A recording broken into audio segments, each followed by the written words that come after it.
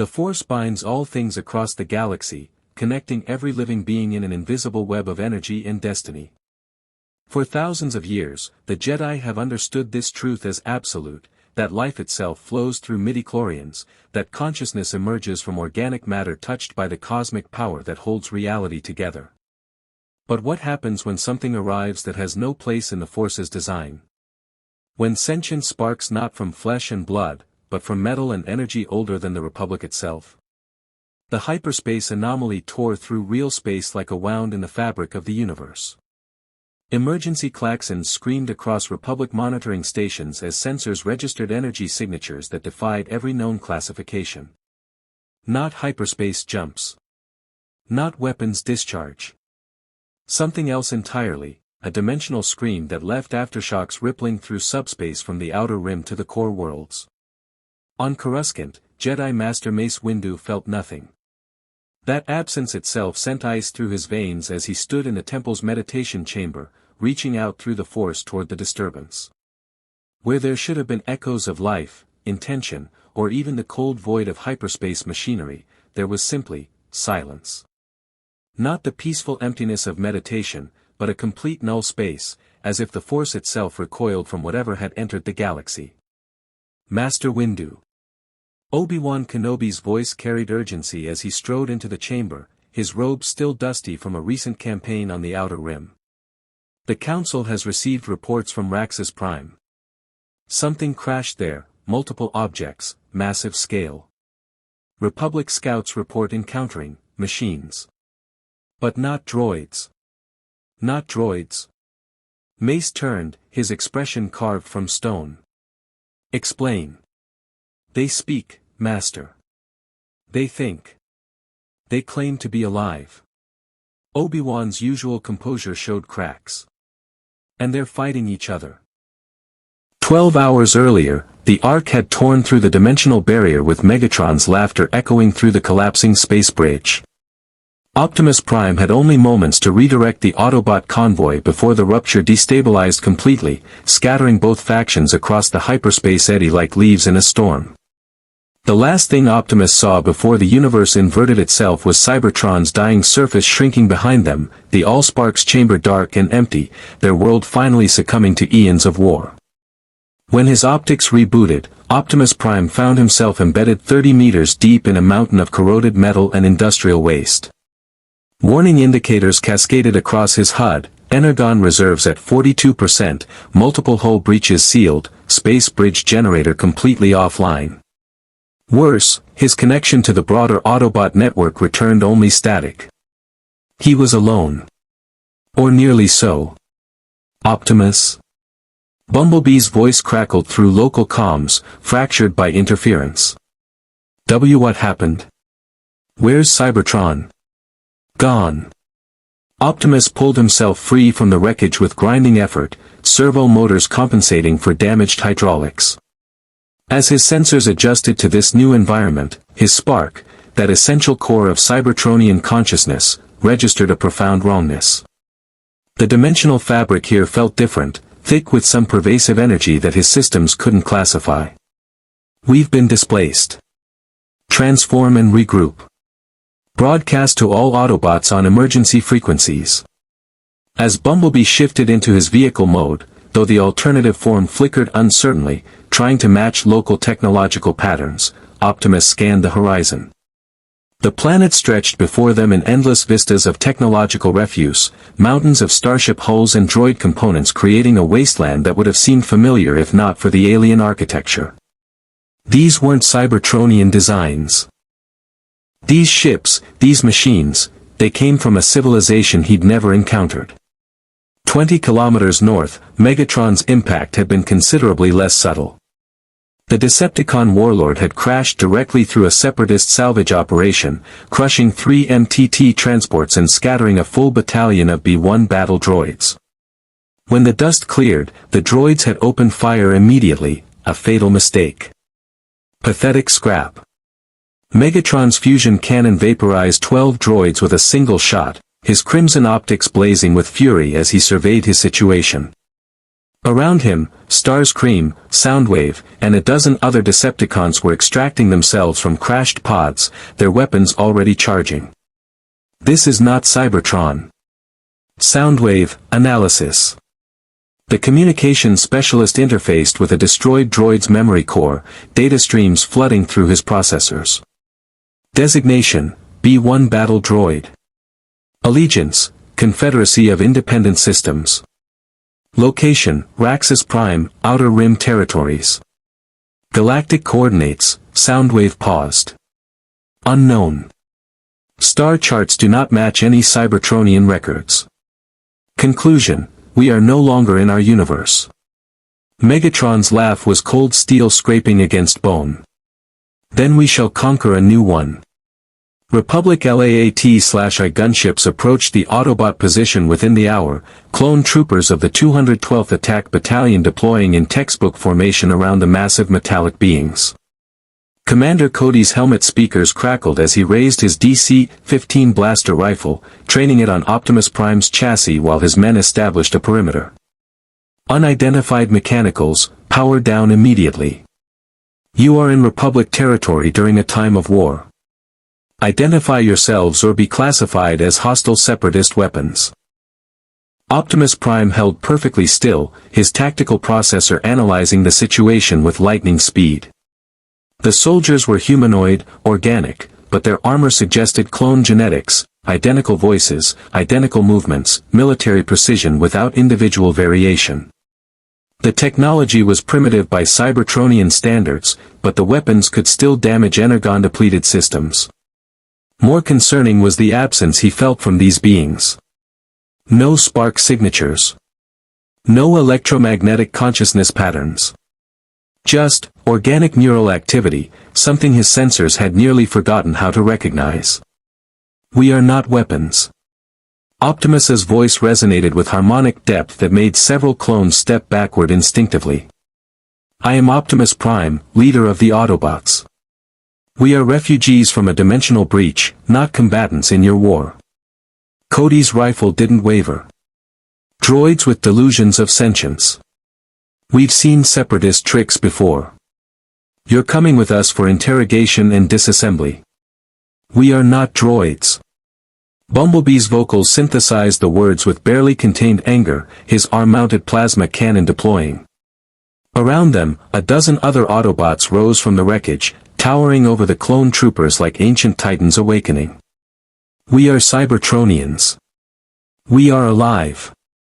The standoff crystallized in that moment, biological soldiers facing synthetic beings who refused to be classified as machinery, neither side understanding the fundamental assumptions the other operated under. In the Republic's experience, machines were tools, property, slaves to programming. In the Autobots' experience, organic beings were fragile, short-lived, and often failed to recognize consciousness that didn't match their own biology. Commander Cody's finger tensed on the trigger as he opened a comm channel to General Kenobi. Sir, we have a situation. These things claim to be refugees. But they're machines. Sentient machines. Orders. On the negotiator, Obi-Wan Kenobi exchanged glances with Mace Windu. The Jedi Master's expression remained unreadable, but his next words carried the weight of the Council's uncertainty. Bring them in for questioning. Use stun protocols only. If they truly are sentient, he paused, feeling again for those beings through the Force and finding only void. Then we need to understand what they are. And why the Force itself seems blind to them. If you want to see more characters enter the Star Wars galaxy, hit that subscribe button and drop the name of a character you'd want to see in the comments below. May the Force be with you. As Republic forces attempted to establish containment protocols around the Autobots, none of them noticed the Decepticon surveillance drone hovering in the upper atmosphere, Soundwave's consciousness riding its sensors as he catalogued every Republic weapon, every tactical formation, every weakness. Megatron had already begun planning his next move, and the existence of two warring factions in this strange new galaxy presented opportunities the Decepticon leader intended to exploit fully. The Clone Wars had just become infinitely more complicated. And in the shadows of Coruscant, Darth Sidious felt a disturbance that even his mastery of the dark side couldn't fully comprehend, the arrival of beings that existed outside the Force's grand design, variables that threatened centuries of careful manipulation. The Transformers had entered Star Wars. And the galaxy would never be the same. The Republic Star Destroyer Negotiator hung in low orbit above Raxus Prime like a dagger pointed at the planet's heart. In the primary hangar bay, Optimus Prime stood motionless as Republic technicians swarmed around him with scanning equipment, their instruments emitting frustrated chirps and error codes. Every sensor designed to analyze droid processors and programming returned incomprehensible data, quantum fluctuations, self-modifying code architecture, and energy signatures that resembled nothing in Republic databases. Obi-Wan Kenobi approached slowly, his hands visible and unthreatening, though Optimus's tactical systems had already calculated that the cylinder on the Jedi's belt was some form of weapon. The bearded man's face carried weathered wisdom, but his blue eyes held genuine curiosity rather than the fear or hostility the Autobots had encountered from the clone troopers. "Forgive the precautions, Optimus Prime," Obi-Wan said, his voice carrying diplomatic smoothness. "In our experience, machines that claim independence are usually separatist deceptions. Battle droids with sophisticated behavioral programming designed to infiltrate Republic positions." "In our experience," Optimus replied, his optics dimming slightly in what might have been disappointment, "organic beings often mistake unfamiliar forms of consciousness for mere machinery. We are not droids, Master Kenobi. We are Cybertronians, a species whose evolution followed a path your galaxy has apparently never witnessed." Mace Windu emerged from the shadows of the hangar's entrance, his presence carrying an intensity that made even Bumblebee's combat protocols activate involuntarily. The Jedi Master's dark eyes studied Optimus with penetrating focus, and when he spoke, his words carried absolute certainty. "You do not exist in the Force." The statement hung in the air like an accusation. Optimus tilted his head, processing the concept through Soundwave's intercepted data transmissions and the fragments of information his scouts had gathered. The Force, some kind of mystical energy field that connected all living things in this galaxy, the foundation of the Jedi Order's power and philosophy. "We exist," Optimus said quietly. "Our sparks, our consciousness, our souls if you will, are as real as any organic beings. If your Force does not recognize us, perhaps the failing lies not in our existence, but in the Force's limited perspective." Mace's hand moved toward his lightsaber unconsciously, then stopped. He had faced Sith Lords, dark side abominations, and creatures of pure malevolence. All of them registered in the Force, some as voids, others as corruption, but always as presences that could be felt, understood, anticipated. These Transformers were different. They weren't Force-empty like the Yuuzhan Vong of ancient legends. They simply existed outside the Force entirely, as if occupying a separate layer of reality that the mystical energy couldn't touch. It was profoundly disturbing. "The Council will want to speak with you directly," Mace said finally. "If you are truly refugees seeking asylum, you'll submit to questioning and remain in Republic custody until your intentions are verified. And if we refuse?" Bumblebee's synthesized voice carried challenge. Around the hangar, 24 Autobots stood ready, their weapon systems disabled per the agreement but their physical power undeniable. A single Autobot could tear through blast doors that would stop a battle droid battalion. "Then you become enemies of the Republic," Obi-Wan said, though his tone suggested he hoped to avoid that outcome. "And in the middle of a galactic war, we cannot afford unknown variables operating without oversight. Surely you understand, if your positions were reversed, would you allow armed strangers to roam freely during wartime?" Optimus considered this. The Jedi's point was logically sound, even if the situation galled him. The Autobots had fought for freedom across countless worlds, had bled energon to protect organic species from Decepticon tyranny. To be treated as potential threats felt like betrayal, even from beings who knew nothing of their history. "We will cooperate," Optimus said, his tone carrying the weight of command that silenced Bumblebee's objection. "But understand this, Master Kenobi, we are not your prisoners, and we are not your property. We will answer your questions and provide evidence of our intentions.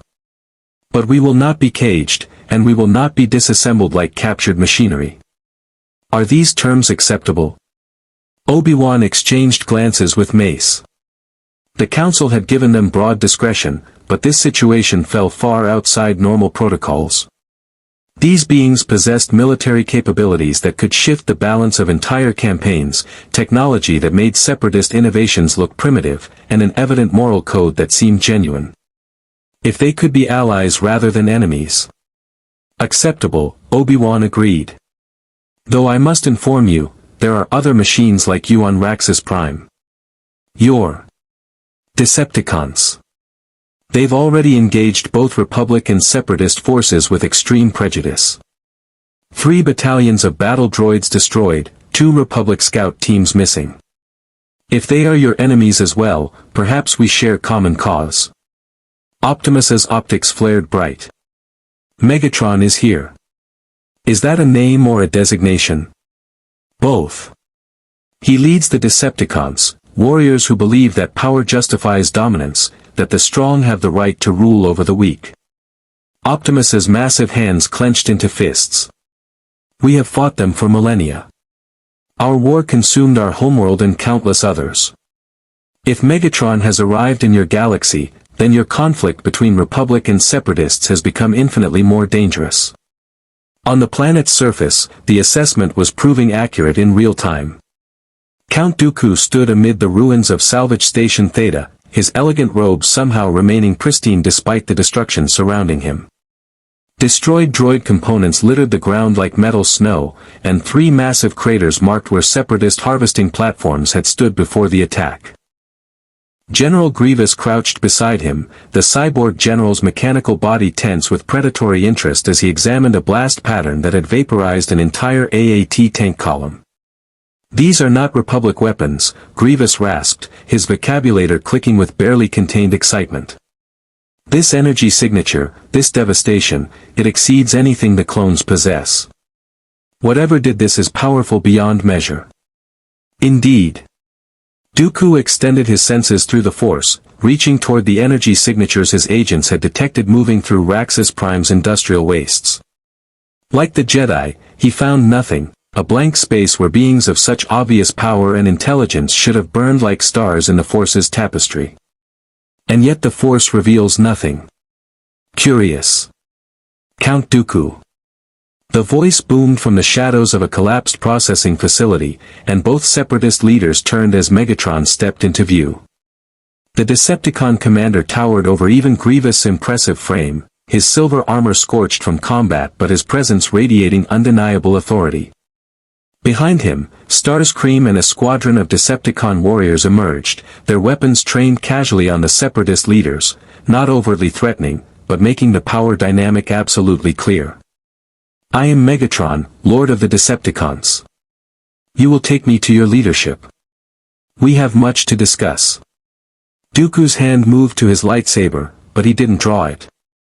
His decades of political experience recognized this moment for what it was, first contact with a potential asset or a catastrophic threat. The being before him radiated confidence and calculation, nothing like the mindless battle droids or even Grievous' cyborg brutality. This was a thinking, strategic mind housed in a nearly indestructible body. You attack my forces and then demand an audience. Dooku's aristocratic accent carried dangerous calm. Perhaps you misunderstand your position, machine. Megatron's laugh was a grinding of gears and contempt. I understand perfectly, organic. Your droid armies are toys. Your war is a petty squabble over governance and taxation. But I see opportunity in your conflict, resources, industrial capacity, territory, and a galactic infrastructure that can be turned to proper use. His optics blazed. You fight the Republic because they are corrupt and oppressive. I respect that. The question is whether you have the vision to recognize an alliance that could ensure your victory, or the foolishness to make yourself my enemy. Grievous' 4 arms moved toward his lightsaber collection, servo motors whining with anticipation. You dare threaten us? I have killed Jedi, destroyed fleets, conquered worlds. You are an organics brain in a mechanical shell, slave to your Separatist masters.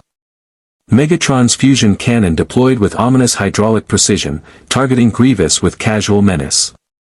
I am Cybertronian.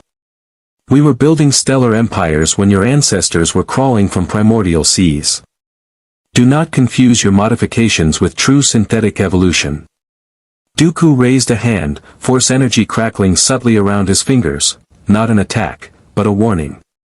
Enough. General Grievous, stand down. The cyborg complied reluctantly, mechanical joints clicking with frustration. Dooku studied Megatron with renewed interest, recognizing the same ruthless pragmatism he saw in his master, Darth Sidious. You speak of alliance. What exactly can you offer the Confederacy of Independent Systems? Technology that will make your battle droids obsolete. Weapons that will crack Republic Star Destroyers like eggs. Strategic intelligence and tactical superiority that will end your war in months rather than years. Megatron's smile was all sharp angles and predatory confidence. And all I require in return is access to your industrial facilities, energy resources, and a planet we can claim as sovereign Decepticon territory. Help me rebuild my forces in this galaxy, and I will help you destroy the Republic forever. Dooku considered this carefully. The being before him was clearly dangerous, possibly uncontrollable. But the Separatist cause had been struggling against the Republic's superior numbers and the Jedi's mystical advantages. An alliance with these Decepticons could shift the balance irrevocably. And if they became problematic later, well, Dooku had contingencies for everything. Very well, Megatron. I will arrange transport to our headquarters on Raxus Secundus. There you will meet the Separatist Council and present your proposal formally. Dooku's smile was thin and calculating. But understand, betray the Confederacy, and you will learn that the Force offers powers beyond your comprehension. We shall see, Megatron replied, who truly comprehends power. As the Separatist shuttle lifted off carrying Decepticons toward the heart of the Confederacy's leadership, Starscream sidled closer to his commander, his vocals pitched low and conspiratorial. You trust these organics, Lord Megatron? Trust them? No. Use them? Absolutely. Megatron watched the stars above through the shuttle's viewport, calculating trajectories and possibilities. The Autobots will align themselves with the Republic. Optimus's pathetic morality leaves him no choice. But we will forge an alliance with this Confederacy, exploit their resources, and when both sides have exhausted themselves in their primitive war, the Decepticons will claim this galaxy as our new Cybertron. Aboard the Negotiator, Optimus Prime stood before the holocommunicator as the holographic forms of the Jedi Council materialized around him, Yoda, Plo Koon, Ki-Adi-Mundi, and others, their expressions ranging from curiosity to deep concern. A great disturbance, you have brought, Yoda said, his ancient eyes studying Optimus with unreadable intensity. Living machines, you claim to be. Yet sense you in the Force, we cannot. Troubling, this is. Very troubling. I do not claim to understand your Force, Master Yoda, Optimus replied respectfully. But I know what we are, beings of consciousness and will, no different in essence from yourselves despite our different origins. We did not choose to come to your galaxy. But now that we are here, we wish only to survive, protect innocence, and find peace if possible. Noble words, Mace Windu observed. But your Decepticons do not share these values? No. Megatron believes in dominance through superior force, in the right of the powerful to subjugate the weak. We have fought against his tyranny for longer than your Republic has existed. If he has made contact with your Separatists, Optimus's tone darkened with grim certainty. Then your war has just become existential. Megatron will not be satisfied with a negotiated peace or political victory. He will settle for nothing less than absolute control. The council chamber fell silent as the implications settled over the Jedi Masters like a shroud. They had believed the Separatist crisis represented the greatest threat to galactic stability in a millennium. Now they faced the possibility of something far worse, synthetic warlords with technology and capabilities that the Force itself could not predict or counter. Asylum, we may grant, Yoda said finally. But careful, we must be. Allies you wish to be, but prove yourselves, you must. In battle alongside the Republic, fight you will. Optimus Prime stood silent for a long moment, his processors analyzing every variable, every moral implication. The Republic used slave soldiers grown in vats and conditioned for absolute obedience. The Jedi took children from their families and trained them as warriors while preaching peace. The entire system reeked of contradictions and compromises that would have horrified the Optimus Prime who first took the matrix of leadership eons ago. But the alternative was allowing Megatron to align with the Separatists unchecked. That path led to devastation beyond measure. We will fight, Optimus said, each word heavy with reluctant necessity. But not as your soldiers. We are allies, not subordinates. We choose our battles, our methods, and our principles. If these terms are unacceptable, they're acceptable, Obi-Wan interjected quickly, earning surprised looks from several council members. We need their help, and they need ours. This is a partnership of necessity, not a chain of command. Mace Windu's expression remained skeptical, but he nodded slowly. Very well. Optimus Prime and his Autobots are granted provisional asylum in Republic space. They will accompany the 212th Attack Battalion and assist in operations against both Separatist and Decepticon forces. Commander Cody will coordinate tactical integration. As the Council's holoprojections faded, Optimus turned to find Obi-Wan watching him with thoughtful concern. You don't trust us, the Jedi said quietly. It wasn't a question. I don't trust anyone who claims absolute moral authority while deploying slave armies, Optimus replied with equal quiet. But I recognize that you, personally, are trying to navigate impossible circumstances with integrity. That is enough for now. Obi-Wan nodded slowly, acknowledging the painful truth in those words. Then I suppose we're both compromised by this war. Perhaps that's something we have in common. Perhaps, Optimus agreed. Let us hope that commonality is enough when the real battle begins. The Jedi Temple's council chamber stood as a monument to serenity, its circular design and elevated position above Coruscant's sprawling cityscape meant to inspire contemplation and wisdom. Today, that serenity had shattered like transparent steel under blaster fire. The emergency session had been called within hours of Obi-Wan's initial report, and now 12 of the galaxy's most powerful Force users sat in troubled silence as holographic intelligence reports flickered between them.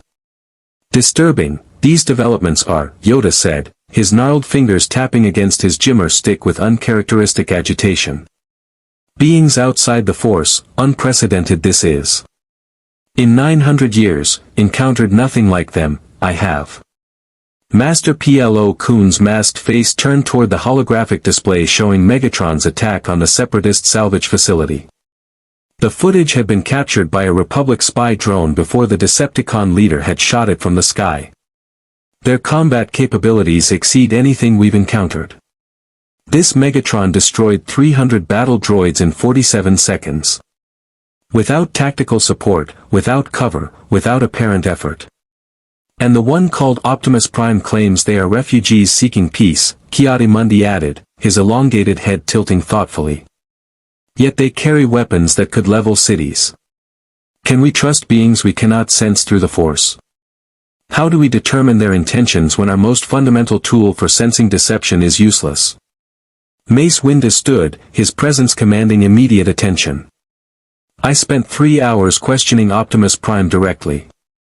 His words ring with conviction, his philosophy aligns with Jedi principles of protecting the innocent and serving the greater good. But Master Ki-Adi-Mundi raises the essential question, without the Force to guide us, how do we judge truth from calculated lies? Perhaps, Obi-Wan interjected carefully, we judge them the way non-Force sensitives have judged each other for millennia. By their actions, their consistency, and their choices under pressure. The Autobots surrendered their weapons voluntarily and agreed to Republic oversight. Megatron attacked first and demanded submission. Those actions speak clearly enough.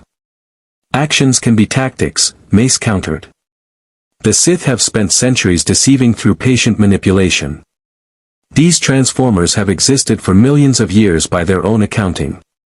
What are a few months of cooperation to beings who measure their lives in geological epochs? Shaak Ti, present via hologram from Kamino, spoke with quiet intensity. There is another concern the Council must address. The Kaminoans have been asking questions. If the Transformers are truly sentient machines, what does that say about our battle droids? About the rights of synthetic consciousness? The chamber fell into uncomfortable silence. The question hung like a thermal detonator with an active countdown. The Republic's entire military strategy against the Separatists relied on framing the conflict as democracy versus droid armies, organic life versus mindless machines. If machines could be truly alive, truly conscious, then what did that make the billions of battle droids both sides had destroyed? The battle droids are programmed, Mace said firmly. They follow behavioral algorithms, not conscious choice. The Transformers themselves made this distinction clear. There is no comparison. Are we certain? Shaak Ti pressed. Or are we simply choosing to believe that because the alternative would force us to question the entire foundation of this war? Yoda's ears lowered, and when he spoke, his voice carried centuries of accumulated sorrow. Always in motion, the future is clouded, this conflict has become. The dark side obscures our vision, and now beings beyond the Force walk among us. Question everything, we must. But act, we also must. Paralyzed by philosophy while the galaxy burns, we cannot be. Then we proceed with the Provisional Alliance, Mace concluded. But we remain vigilant. Optimus Prime and his Autobots will be assigned to high-priority missions where we can observe their methods and intentions. If they prove trustworthy, we extend full alliance status. If not, he left the threat unfinished. And Megatron? Plo Koon asked. We assume he will ally with the Separatists and plan accordingly. If these Decepticons are everything Optimus Prime claims, they represent an extinction-level threat to the Republic. We cannot afford to underestimate them.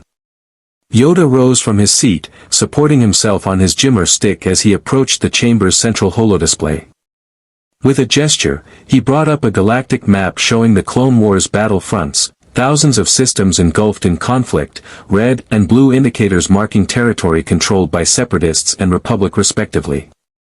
Now, scattered across the outer rim, new purple indicators appeared where Transformer activity had been detected. A third faction, this war needed not, Yoda said quietly. But perhaps the Force has brought them here for a purpose we do not yet understand. Trust in the Force, we must. Even when the Force cannot touch them, trust we must that their arrival serves a greater balance. Obi-Wan wasn't sure he shared the Grand Master's faith, but he bowed respectfully as the council session concluded. As the Jedi Masters dispersed to their various duties, he remained behind, studying the holographic map and wondering what Kagan would have made of this situation. His old master had always believed the Force worked in mysterious ways, that rigid orthodoxy often blinded the Jedi to larger truths. Maybe Kagan would have seen the Transformers as vindication, proof that the Force wasn't the only path to consciousness, that the Jedi's monopoly on understanding life itself had always been incomplete. Or maybe he would have sensed the danger Obi-Wan felt growing in his gut. The certainty that their arrival marked a turning point from which the galaxy could never return. On Raxus Secundus, in the industrial heart of Separatist territory, Megatron stood before the Confederacy of Independent Systems Separatist Council with all the bearing of a conqueror granting audience to petitioners. The council members, representatives from the Trade Federation, Techno Union, Commerce Guild, and other corporate interests that funded the Separatist military, shifted uncomfortably in their seats as they regarded the massive Cybertronian warrior. Newt Gunray, Viceroy of the Trade Federation, exchanged nervous glances with Poggle the Lesser of the Geonosians. They had built armies of battle droids believing themselves the masters of mechanical warfare. Now they faced something that made their most advanced creations look like children's toys. You claim to offer superior technology, Sandhill of the Intergalactic Banking Clan said, his mien features twisted with skepticism. Yet you arrive in our space damaged and diminished, seeking our resources. What guarantee do we have that you can deliver on these promises? Megatron's optics blazed, and in one fluid motion, he transformed. Metal folded and reconfigured with impossible precision as his body shifted from humanoid form into a Cybertronian jet fighter bristling with weapons. The transformation took 3 seconds. The counselor's stunned silence lasted considerably longer. He transformed back, towering over them once more. Your droids are programmed. Mine think. Your ships are tools. Mine are warriors. Your armies follow orders. Mine innovate, adapt, and conquer. He gestured toward Soundwave, who stepped forward and interfaced with the council chamber's holographic systems. But rather than words, allow me to demonstrate. The holodisplay erupted with technical specifications that made the Techno-Union representative gasp audibly. Weapon designs that could crack planetary shields. Energon conversion technology that would make reactor efficiency obsolete. Transformation architecture that could turn entire droid armies into multi-purpose assault forces. Communications systems that would render Republic encryption useless. This is impossible, what Tambor of the Techno-Union whispered, his vocabulator crackling with awe. The energy requirements alone, the material stress, the processing power needed to coordinate such transformations. Impossible for you, Megatron corrected coldly. Routine for Cybertronians. We are not offering to share our most advanced secrets. What you see before you is technology we have already deemed obsolete by our standards. And yet it would win your war in 6 months. Count Dooku, who had been watching silently from the chamber's periphery, finally spoke. And in exchange for these gifts, you want access to Separatist industrial facilities for repairs and reconstruction. Exclusive rights to establish a Decepticon colony on an uninhabited world within your territory. And a guarantee that once the Republic falls, the Confederacy will recognize Decepticon sovereignty over whatever territories we choose to claim. Newt Gunray found his voice, though it trembled. And what prevents you from simply taking these things by force once you've rebuilt your strength? Megatron's smile was all sharp edges and calculated menace. Nothing whatsoever. Which is why you should accept my generous offer while it remains on the table. Help me willingly, and we are allies. Force me to take what I need, and you become slaves in all but name. The choice is yours, but choose quickly. My patience has limits. Poggle the Lesser clicked his mandibles in agitation, his Geonosian dialect translated by protocol droids. The Autobots will ally with the Republic. Your own kind will fight against us. How do we know you won't betray us to rejoin them? The Autobots are weak-sparked fools who believe strength should serve the powerless rather than elevate the powerful. I have fought them for 4 million years. I will fight them for 4 million more if necessary. Megatron's conviction rang with absolute certainty. They will never compromise their pathetic morality, and I will never accept their chains. Use this conflict between us. Turn it to your advantage. When the Autobots and Republic exhaust themselves fighting us, the Confederacy will stand victorious. The council members exchanged calculating looks. The promise was intoxicating, technology that could genuinely win the war, military power that could finally break the Republic's advantage. But the risk was enormous. They would be bringing apex predators into their fold, beings who viewed them as primitives at best and potential slaves at worst. Count Dooku made the decision for them. The Confederacy of Independent Systems accepts your terms, Lord Megatron. We will provide the resources you require. In return, you will integrate your forces with ours and demonstrate your technological superiority against Republic targets. Agreed, Megatron said. I suggest we begin with a joint operation. Nothing tests an alliance like shared combat. Soundwave, what Republic facilities have you identified as priority targets? Soundwave projected a holographic star map highlighting a Republic supply depot in the Kessel sector. Depot 794. Minimal defenses. Strategic value, high. Contains Tabana gas reserves and starship components. Probability of Autobot presence, 73%. Megatron's laugh echoed through the council chamber like grinding metal. Perfect. We shall announce our alliance to the galaxy by crushing Optimus Prime's new friends. General Grievous, I believe you wish to test yourself against true synthetic warriors. Grievous' mechanical body tensed with barely restrained bloodlust, his vocabulator rasping with anticipation. I will add Autobot components to my collection. You will try, Megatron said dismissively. Starscream, prepare our forces. We strike within the cycle. As the Decepticons departed to prepare for battle, Newt Gunray leaned toward Count Dooku with barely concealed anxiety. Are you certain this is wise, Count? These beings are dangerous beyond measure. What if we cannot control them? Dooku's expression remained serene, though his eyes held secrets the Viceroy could never comprehend. Control is an illusion, Viceroy. Power is the only reality. And for now, their power serves our purposes. He smiled thinly. Besides, my master has contingencies for every possibility. If the Decepticons become problematic, they will be dealt with. The Sith have destroyed far greater threats. In the shadows of the council chamber, undetected by organic or Cybertronian sensors, a probe droid transmitted everything to Coruscant. And in the depths of the Senate building, in an office shielded by layers of dark side concealment, Darth Sidious watched the recording with cold calculation. The Transformers were magnificent, powerful, intelligent, utterly unconcerned with the Force. They represented chaos, unpredictability, variables that could undermine decades of careful planning. But they also represented opportunity.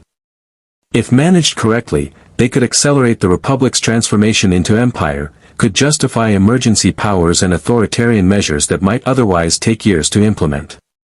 Let them fight, Sidious murmured to himself, his yellow eyes reflecting the holographic images. Let them reveal their full capabilities. And when both sides have exhausted themselves, when the galaxy cries out for salvation from synthetic threats, the Empire will rise to provide it. He reached out through the Force toward Dooku, sending a wordless command through their dark side bond. His apprentice would understand, use the Decepticons, learn from them, but never trust them. And when the time came to execute Order 66, ensure that all Transformers, both Autobot and Decepticon, were classified as targets for immediate termination. The Clone Wars had begun as a carefully orchestrated conflict designed to destroy the Jedi and transform the Republic into an empire. Now it had become something far more complex, far more dangerous. But Darth Sidious had not waited 1,000 years for the Sith's revenge only to be thwarted by mechanical refugees from another dimension. He would adapt. He would manipulate. And in the end, he would rule an empire cleansed of both Jedi and Transformers alike. The pieces were moving into position. And the galaxy held its breath, unaware that its greatest conflict was about to become a war of extinction on 3 fronts. The refueling station orbiting Kessel had seen better days.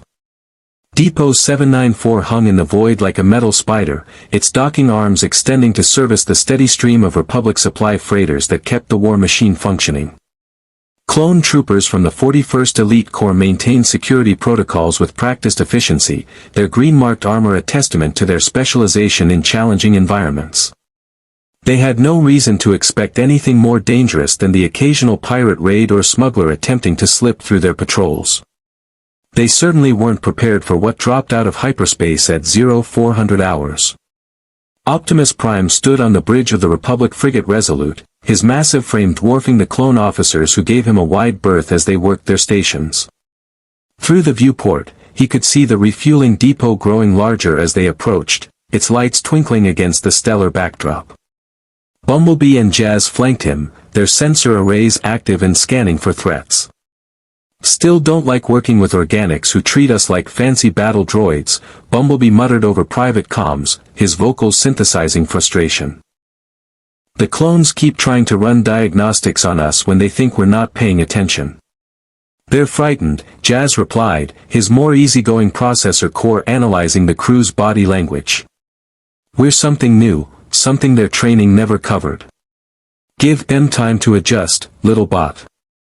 Optimus said nothing, but his tactical systems were running constant threat assessments. The Republic's offer of alliance had come with strings attached, Autobot forces embedded within Republic military units, Jedi advisors monitoring their activities, restrictions on their freedom of movement. It galled him to accept such limitations, but the alternative was allowing Megatron to operate unopposed. That was unacceptable. Commander Cody approached, his helmet tucked under one arm, his scarred face professionally neutral. We'll be in docking range in 10 minutes, Optimus Prime. Standard resupply operation, take on Tabana gas, swap out damaged clone armor, update tactical databases. Should be routine. In our experience, Optimus replied, nothing involving Megatron is ever routine. Your sensors have detected no anomalies. Nothing. The depot's defense grid is functioning normally, all scheduled freighters have checked in, and there's no sign of Separatist activity within 3 parsecs. Cody's confidence was absolute, backed by years of military conditioning and successful operations. Whatever intelligence suggested Decepticon interest in this facility appears to be. The sensor station exploded in sparks and alarm klaxons. The clone officer at tactical jerked backward, his hands smoking from electrical feedback as his console overloaded. Multiple hyperspace signatures. Separatist fleet emerging at, his voice cut off as the ship's lights flickered and died, emergency systems kicking in with red emergency illumination. Through the viewport, hell arrived. Decepticon fighters screamed from hyperspace in formations that would have impressed Republic tacticians if they weren't too busy trying to survive. Starscream led the aerial assault, his transformation from Cybertronian jet to robot mode happening mid-combat as he raked the depot's defensive turrets with null-ray fire.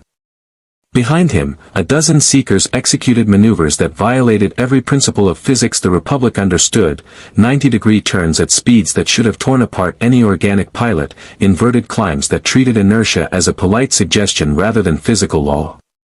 But the fighters were only the opening move. The Separatist Providence-class carrier that emerged from hyperspace dwarfed the Republic frigate. Its hangar bays vomited hundreds of vulture droids and tri-fighters into the battle space, creating a swarm that eclipsed the stars. And standing on the carrier's external command platform, visible through the void as if atmosphere and temperature were irrelevant, Megatron surveyed the battlefield like a warlord god. All batteries fire. Cody's training overrode his shock as he barked orders into the comm system. Get those shields to full power. Where's our fighter escort? Hangar bay doors are jammed, a clone reported, panic creeping into his voice. Something's hacked our systems, we can't launch V-wings. Optimus Prime's optics blazed with recognition and fury. Soundwave. He's infiltrated your computer networks. The entire ship is compromised. As if summoned by the name, Soundwave's monotone voice echoed through every speaker in the frigate simultaneously. Republic vessel resolute, surrender Autobots for disassembly.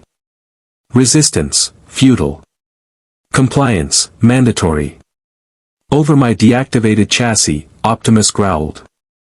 He turned to Cody, his voice carrying absolute command authority. Get your crew to escape pods.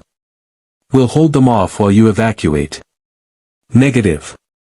Cody's military pride wouldn't accept retreat. This is a Republic vessel, and we don't abandon. The ship shuddered as Decepticon boarding pods clamped onto the hull with magnetic force. Through the bulkheads came the horrifying sound of plasma cutters slicing through durasteel like tissue paper. The Decepticons weren't requesting entry. They were making their own doors. You'll die for nothing, Optimus said flatly. Your blasters can't stop them. Your armor won't protect you. Evacuate now, or I'll personally throw you into an escape pod. Choose. The first Decepticon breached the bridge through the starboard wall. Barricade, a brutal enforcer whose alternate mode resembled a police vehicle from 1,000 worlds, transformed from vehicle to robot mode in the span of a heartbeat. His arm-mounted energon mace crushed the tactical console and the clone officer behind it in a single swing. Bumblebee's plasma cannon spoke first, the superheated bolt catching Barricade in the chest and sending him staggering backward. Jazz transformed into his vehicle mode, which had adapted to resemble a Republic speeder, and slammed into the Decepticon at ramming speed, carrying him back through the hole in the hull and into space. Go! Optimus roared at Cody. Now! The commander finally understood. These weren't beings who needed his help. These were warriors fighting a war that had raged since before his genetic template was born. He grabbed his helmet, sealed it, and started barking evacuation orders as he retreated toward the escape pod bay. Optimus Prime turned to face the breach as 3 more Decepticons poured through, Brawl, Dead End, and Wild Rider, shock troops who lived for destruction. His energon axe deployed from his arm housing, the glowing blade humming with contained power. For Cybertron, he said quietly. For freedom. Then he charged. The bridge became a whirlwind of metal and violence. Optimus's axe sheared through Brawl's shoulder armor, energon spraying like luminescent blood. Bumblebee's agility kept Dead End off balance, his smaller frame allowing him to dodge strikes that would have torn him in half. Through the viewport, the battle had expanded into a 3-dimensional nightmare, Republic fighters that had finally launched engaging Decepticon seekers in dogfights that turned space into a light show of blaster fire and explosions. At the refueling depot, the clone troopers were making their last stand. Optimus's sensor feeds showed him everything, the brave, futile defense as organic soldiers tried to hold off Decepticon assault forces with weapons that barely scratched their armor. He watched clones die by the dozen, crushed under metallic feet or vaporized by fusion cannons, and something ancient and weary settled into his spark. This was why the war had to end. This was why Megatron had to be stopped. Because wherever the Decepticons went, death followed like a shadow. Optimus. Jazz's voice crackled over comms. Megatron's boarding the depot. He's going for the fuel reserves.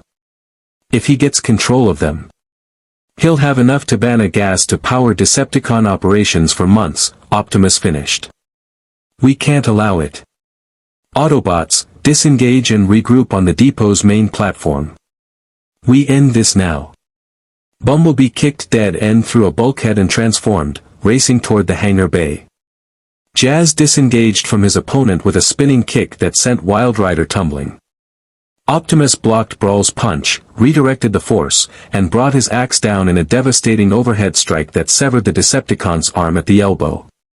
Then he was moving, transforming into his vehicle mode, a form that had adapted to resemble a Republic troop transport but retained the power and speed of Cybertronian engineering.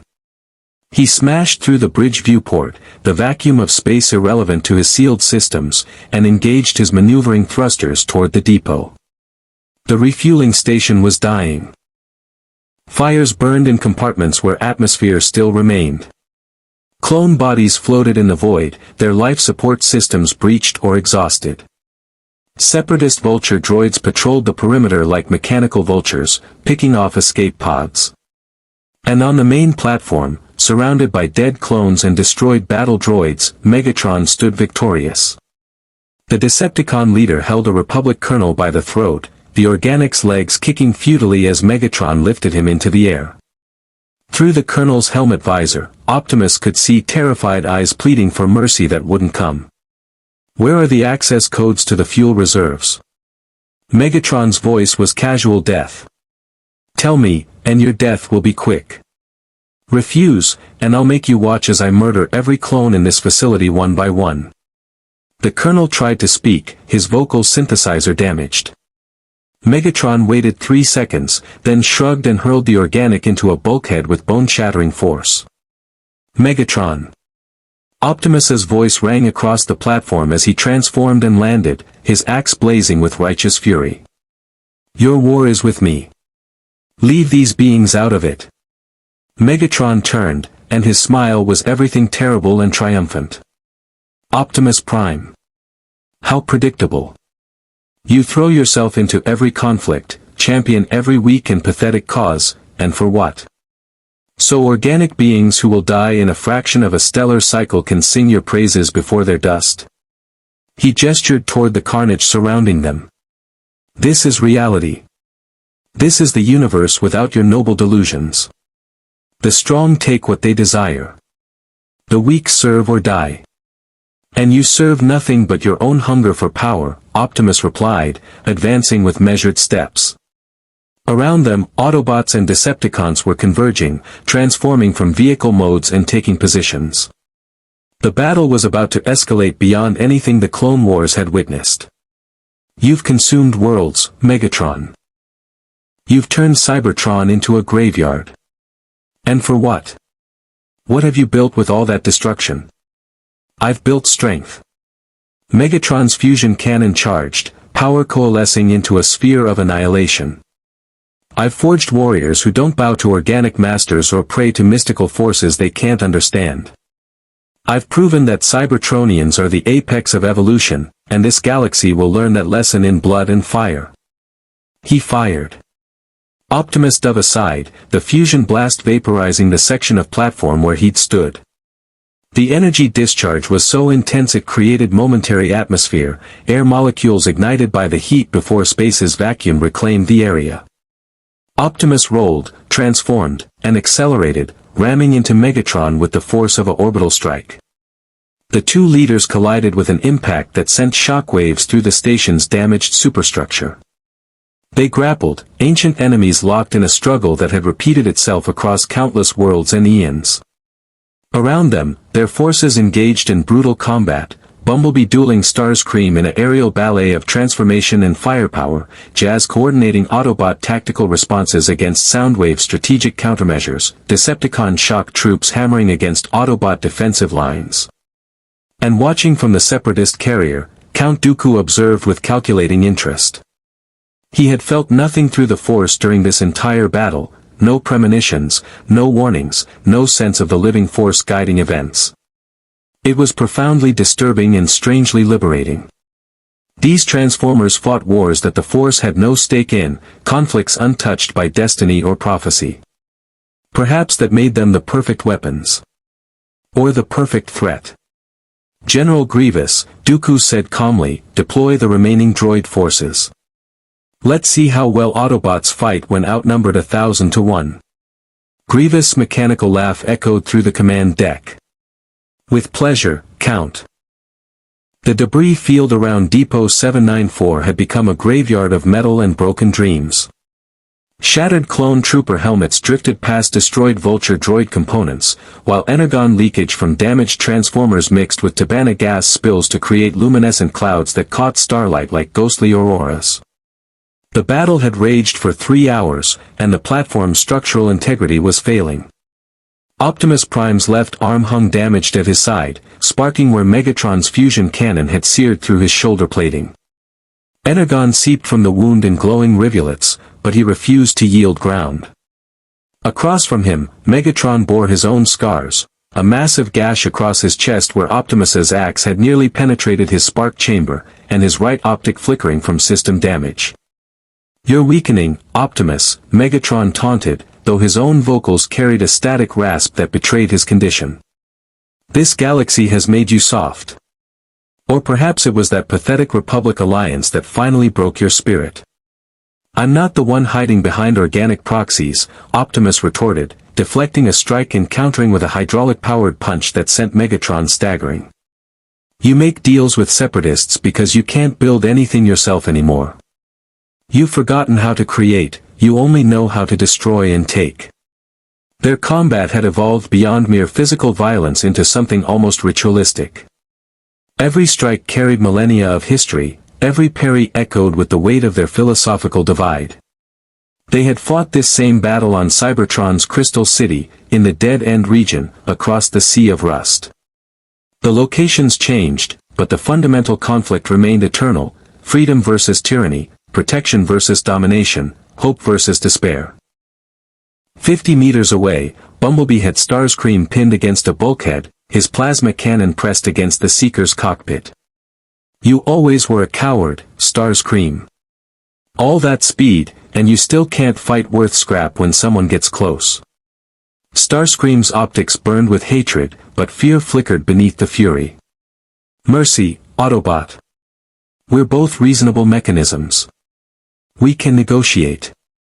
Like you showed mercy to those clone troopers you strafed during evacuation." Bumblebee's vocals synthesized cold judgment. "I don't think so." His cannon charged. Starscream's wings deployed small missiles in desperation. The explosion separated them, both transformers sent tumbling through the zero-gravity environment. When Bumblebee's sensors recalibrated, Starscream was already transforming and retreating, his cowardice winning out over his pride as usual. Jazz coordinated the Autobot withdrawal with practiced efficiency, his tactical protocols analyzing the battlefield mathematics. They were outnumbered 15-1. Decepticon reinforcements continued pouring from the Separatist carrier, while Vulture droids swarmed like metallic locusts. The Republic forces had evacuated or died. There was nothing left to defend here except pride. "Optimus, we gotta pull back." Jazz's transmission cut through the combat chaos. "The depot's reactor is critical. This whole station's gonna go nova in 5 minutes. We stay, we're all scrap." Optimus blocked another of Megatron's strikes, their weapons locked together with magnetic force, their faces separated by mere inches. This close, he could see the madness burning in his enemy's optics, the absolute conviction that might made right, that power justified any atrocity. "This changes nothing," Megatron hissed. "I will claim this galaxy as I claimed Cybertron. And you will watch everything you protect burn before I finally extinguish your spark." "Perhaps," Optimus replied quietly.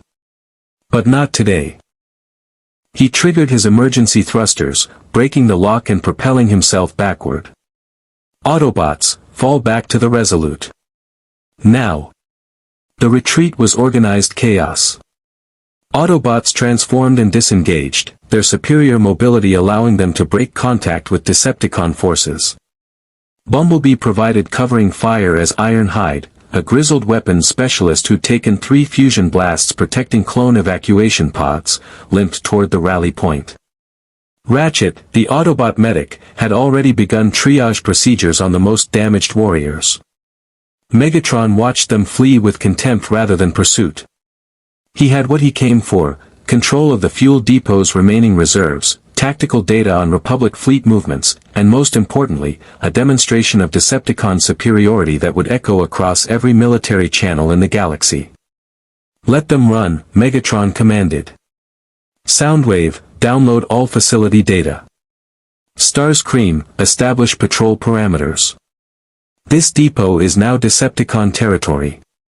Count Dooku's holographic projection materialized beside Megatron, the Sith Lord's expression carrying aristocratic satisfaction. "A decisive victory, Lord Megatron. The Republic will be forced to reroute supply lines through 3 additional sectors, adding weeks to their logistics chains. Well executed. Don't patronize me, organic." Megatron's tone carried dangerous edge. "This was a skirmish. The true battle begins when I've rebuilt our forces and no longer require your Confederacy's resources. Remember that when you speak to me." Dooku's smile didn't waver, though something cold flickered in his eyes. "Of course. We are allies, after all. Partners in reshaping this galaxy's future." The hologram faded, leaving Megatron alone with his troops amid the wreckage. Starscream sidled closer, his vocals pitched for private communication. "We should pursue them, Lord Megatron. Finish Optimus Prime while he's damaged. Without their leader, the Autobots will fragment." No, Megatron's strategic processor was already calculating larger patterns. "Optimus alive serves our purposes better than Optimus dead. The Autobots will ally more deeply with the Republic now, committing their resources to defending organic interests. They'll spread themselves thin protecting every insignificant colony and supply depot. And while they play hero, we'll consolidate power with the Separatists. He gestured toward the reactor chamber where his troops were extracting the Tabana gas reserves. Patience, Starscream. We've waited 4 million years. We can wait a few more months before total victory. The Resolute limped into hyperspace 3 minutes before Depot 794's reactor finally achieved critical mass. The explosion was visible from 3 systems away, a brief star that marked the death of 217 clone troopers, 63 Republic crew members, and 4 Autobots who had chosen to remain behind to ensure all organic escape pods cleared the blast radius. In the ship's medical bay, hastily retrofitted to accommodate both organic and Cybertronian physiology, Ratchet worked on Optimus's damaged shoulder while Bumblebee stood guard. The medic's tools interfaced with Optimus's internal repair systems, guiding nanite swarms to reconstruct damaged circuits and seal energon leaks. You took unnecessary risks, Ratchet growled, his gruff vocals carrying millennia of experience keeping warriors alive. That fusion blast nearly breached your spark chamber. Another degree to the left, and I'd be preparing your funeral rites. The clones needed time to evacuate. Optimus's response was matter-of-fact, devoid of pride or regret. If I'd disengaged earlier, Megatron would have pursued them. They'd all be dead. And if you'd been killed, the Autobots would lose their leader. You think that's a fair trade? Ratchet's tools worked with practiced precision, his anger born from caring rather than criticism. We need you, Optimus. This galaxy needs you. Your martyr complex serves no one. Before Optimus could respond, Commander Cody entered the medical bay, his armor scorched and his face lined with exhaustion. The clone officer had lost 17 men under his direct command today. Optimus could see the weight of it in his eyes, the same weight every commander carried, organic or Cybertronian, when they survived and their troops didn't. The Jedi Council wants a full briefing via hologram in 30 minutes, Cody reported, his voice professionally neutral despite the trauma. They're displeased with the outcome. We lost a strategic facility, suffered significant casualties, and failed to prevent Decepticon acquisition of military resources. Because they committed insufficient forces, Optimus replied, his tone hardening. We told them Megatron would strike with overwhelming power. They assigned 1 frigate and a garrison force, then expressed surprise when that proved inadequate. The failure was in Republic planning, not Autobot execution. Cody said nothing, but his expression suggested agreement he couldn't voice. Clone troopers were trained for absolute loyalty, but that didn't make them stupid. He'd seen the tactical reports. The Republic command structure had treated this as a routine supply depot defense, despite Autobot intelligence suggesting otherwise. Pride and bureaucracy had cost lives today. For what it's worth, Cody said quietly, my men saw what you did. How you held the line while we evacuated. How your Autobots threw themselves between us and Decepticon fire. The 212th doesn't forget debts like that. Optimus met the clone's eyes, recognizing the sincerity there. Your men fought with honor, Commander. They faced enemies beyond their training and never broke. That takes courage that transcends biology or technology. Jazz entered the medical bay, his system still smoking from combat damage. Optimus, we got a problem. That broadcast Megatron made before we jumped to hyperspace. It's already spreading through Separatist networks.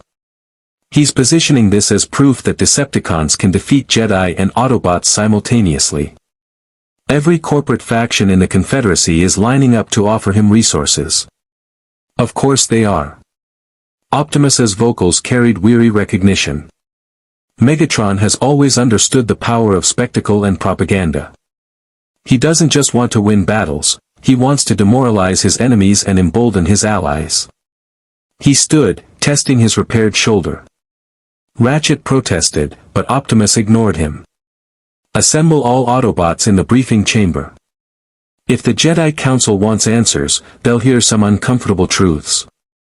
28 minutes later, the Resolute's briefing room filled with holographic projections of the Jedi Council. Yoda, Mace Windu, Obi-Wan Kenobi, and 6 other masters regarded Optimus Prime with expressions ranging from concern to barely concealed frustration. The projection quality flickered occasionally. Soundwave's infiltration had damaged the ship's communication systems more severely than Republic technicians had initially realized.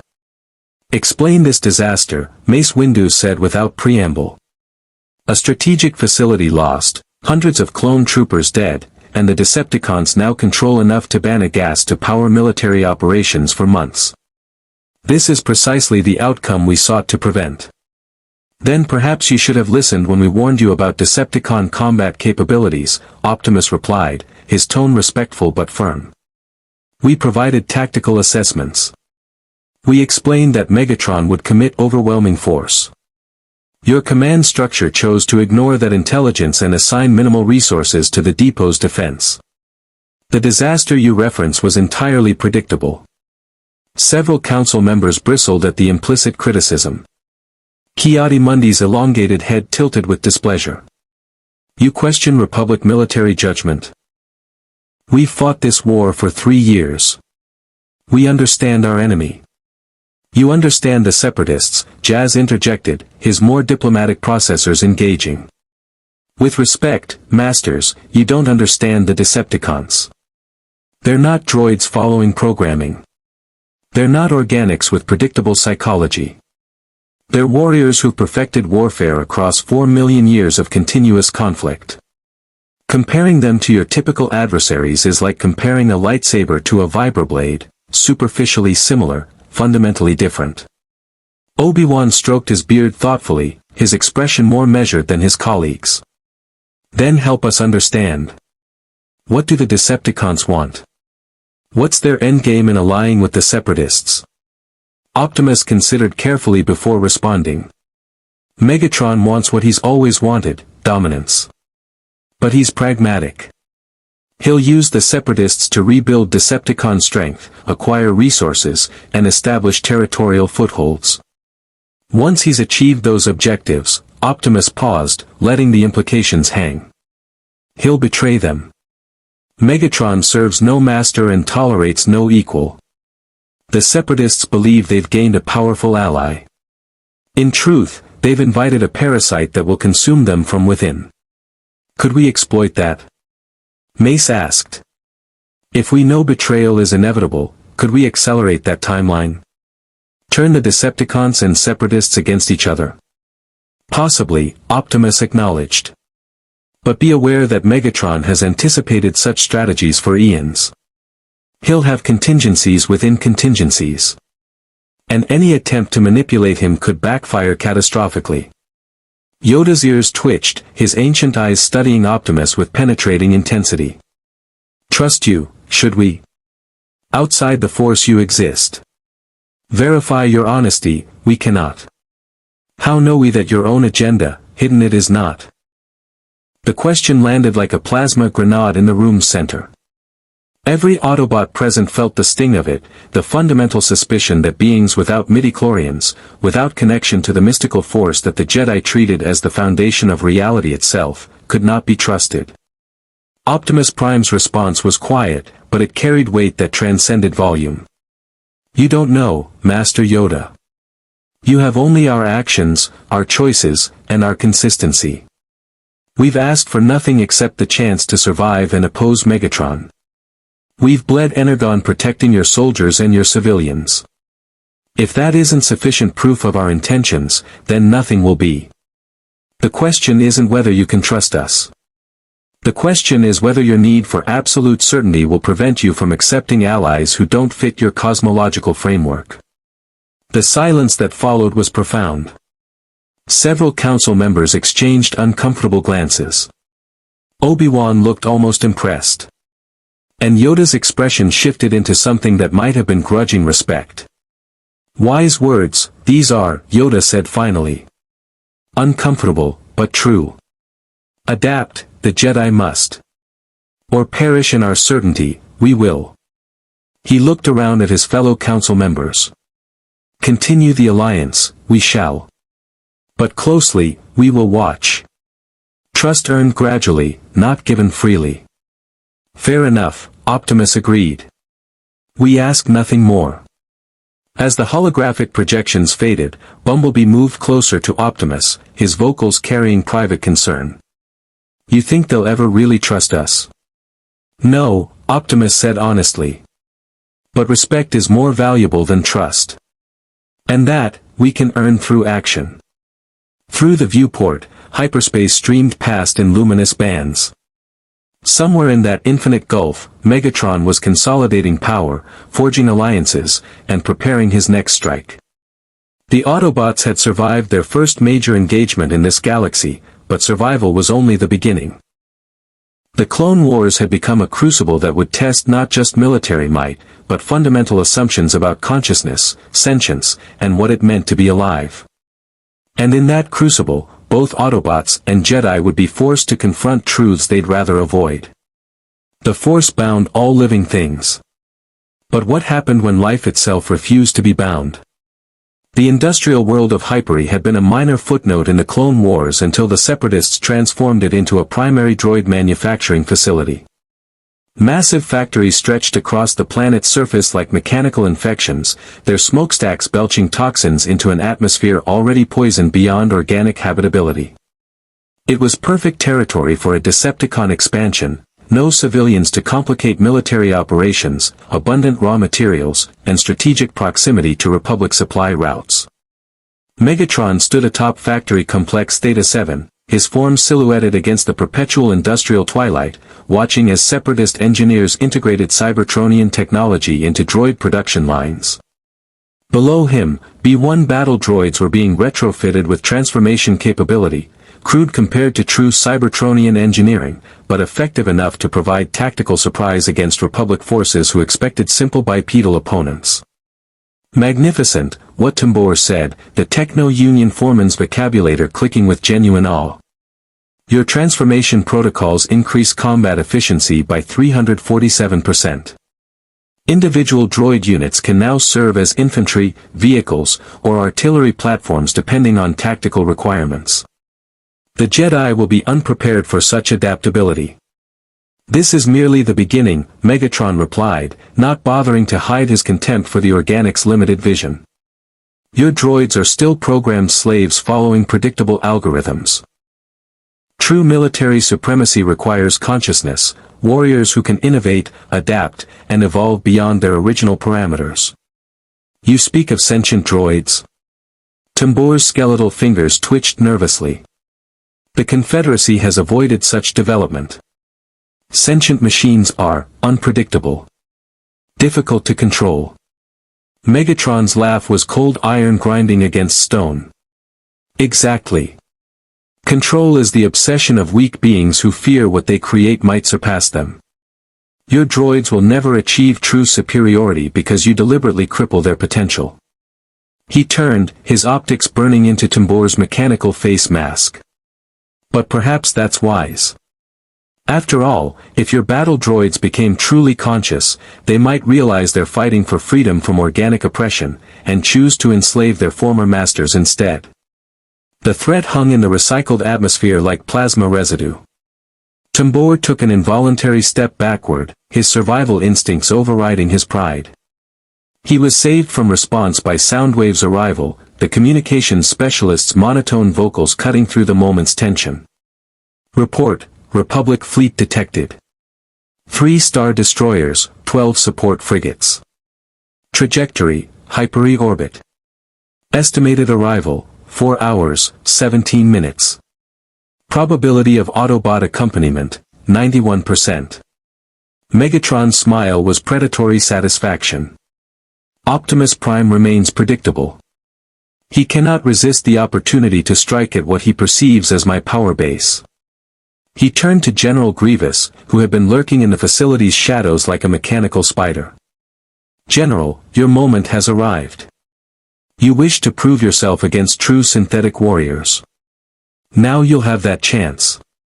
Grievous' mechanical body unfolded to full height, his 4 arms flexing with anticipation. "I will add Autobot parts to my collection. Their leader's head will make a fine trophy."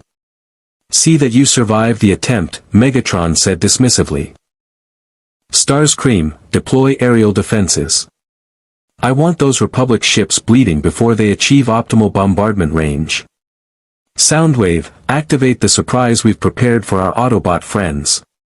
Compliance, Soundwave replied, his featureless face offering no hint of emotion as he interfaced with the factory's control systems. Deep beneath the manufacturing complex, in chambers the Separatists believed were storage areas for raw materials, Cybertronian technology hummed to life. Stasis pods that had survived the space bridge rupture began their awakening sequences. The Decepticons who emerged from those pods bore designations that would have sent warnings through every Autobot tactical database: Bruticus, Devastator, Menacer, Combiners, Transformers capable of merging their individual forms into towering gestalts of apocalyptic power. The Republic had no idea what was coming. Neither did the Autobots. And that ignorance would cost them dearly. Aboard the Republic Star Destroyer Resolute, Optimus Prime studied the tactical hologram with growing unease. The intelligence regarding Hyperi had come from Republic spy networks, reports of unusual Separatist activity, massive resource allocation, and what witnesses described as giant robots transforming in and out of factory complexes. It was clearly a Decepticon operation, and logic demanded they strike before Megatron could entrench further. But something felt wrong. "It's too obvious," Jazz said, echoing Optimus's concerns. "Megatron knows we monitor Separatist communications. He knows we'd respond to this kind of intelligence. This whole setup smells like bait." "Agreed," Optimus replied. "But we cannot ignore a Decepticon manufacturing facility. If Megatron is mass-producing transformed droid soldiers, the Republic's tactical advantages will evaporate. We must strike." Obi-Wan Kenobi entered the briefing chamber, his Jedi robe still showing scorch marks from a recent campaign on Christophsis. Behind him, Anakin Skywalker followed, young, powerful, and carrying an intensity that made even Autobot sensors register elevated energy signatures. The human Jedi regarded Optimus with open curiosity rather than the wariness most organics displayed. "Master Kenobi, Knight Skywalker," Optimus greeted them formally. "I wasn't informed the Council was assigning Jedi to this operation." "They weren't," Anakin said with a grin that suggested he enjoyed bending rules. "But when I heard Autobots were planning a major strike against Decepticons, I convinced Obi-Wan we should observe. Besides, the Council is nervous about you operating independently. They want Jedi oversight on significant military actions. They want to ensure we remain obedient," Bumblebee muttered over private comms. Optimus ignored the comment, though he shared the sentiment. "Your presence is welcome, though I must warn you, Decepticon combat capabilities exceed anything you've encountered. Lightsabers are formidable weapons against organics, but against Cybertronian armor and shielding, their effectiveness is limited."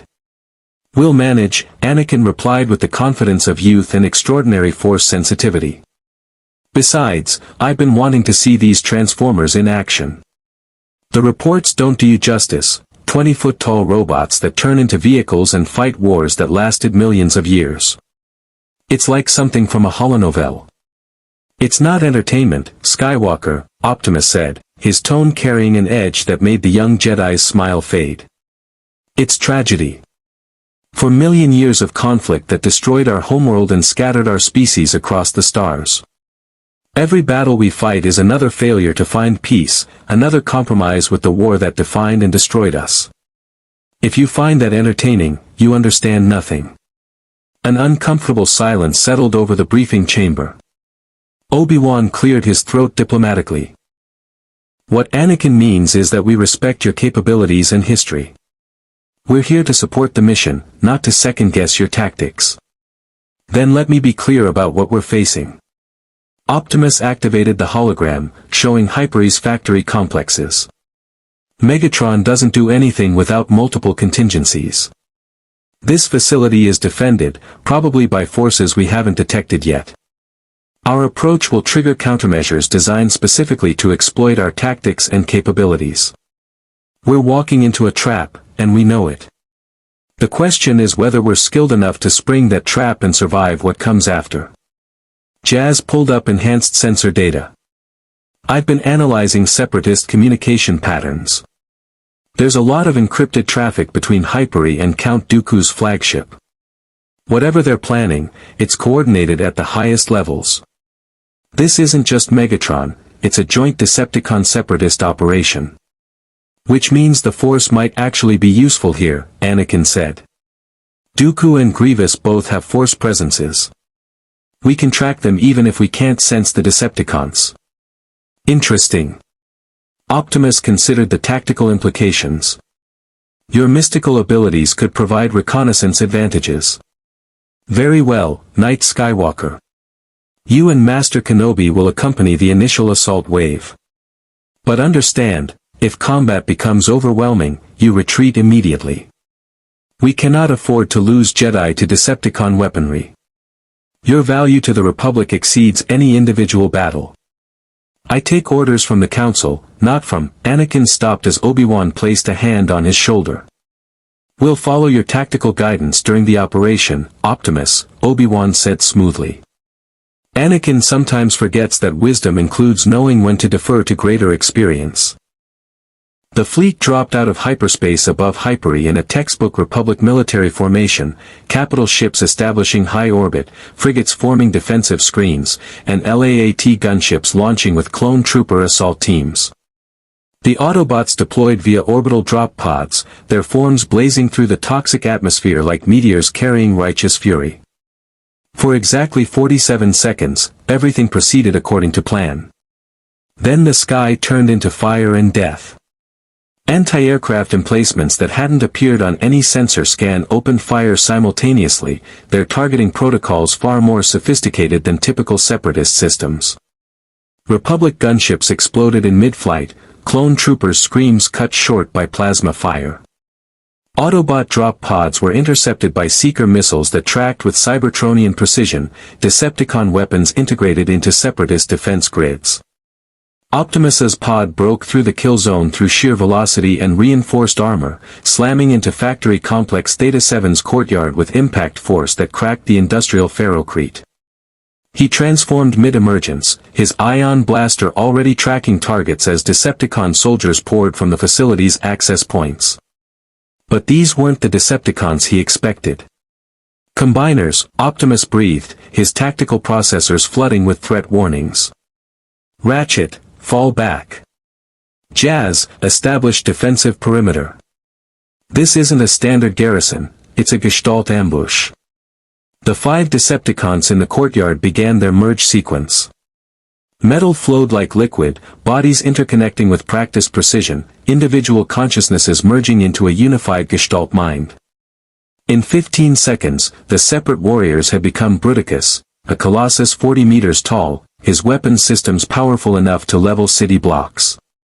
Bruticus's first shot vaporized 3 clone troopers and sheared through an Autobot's leg plating before anyone could react. His laugh echoed across the battlefield like tectonic plates grinding together. Puny Autobots. Bruticus crush.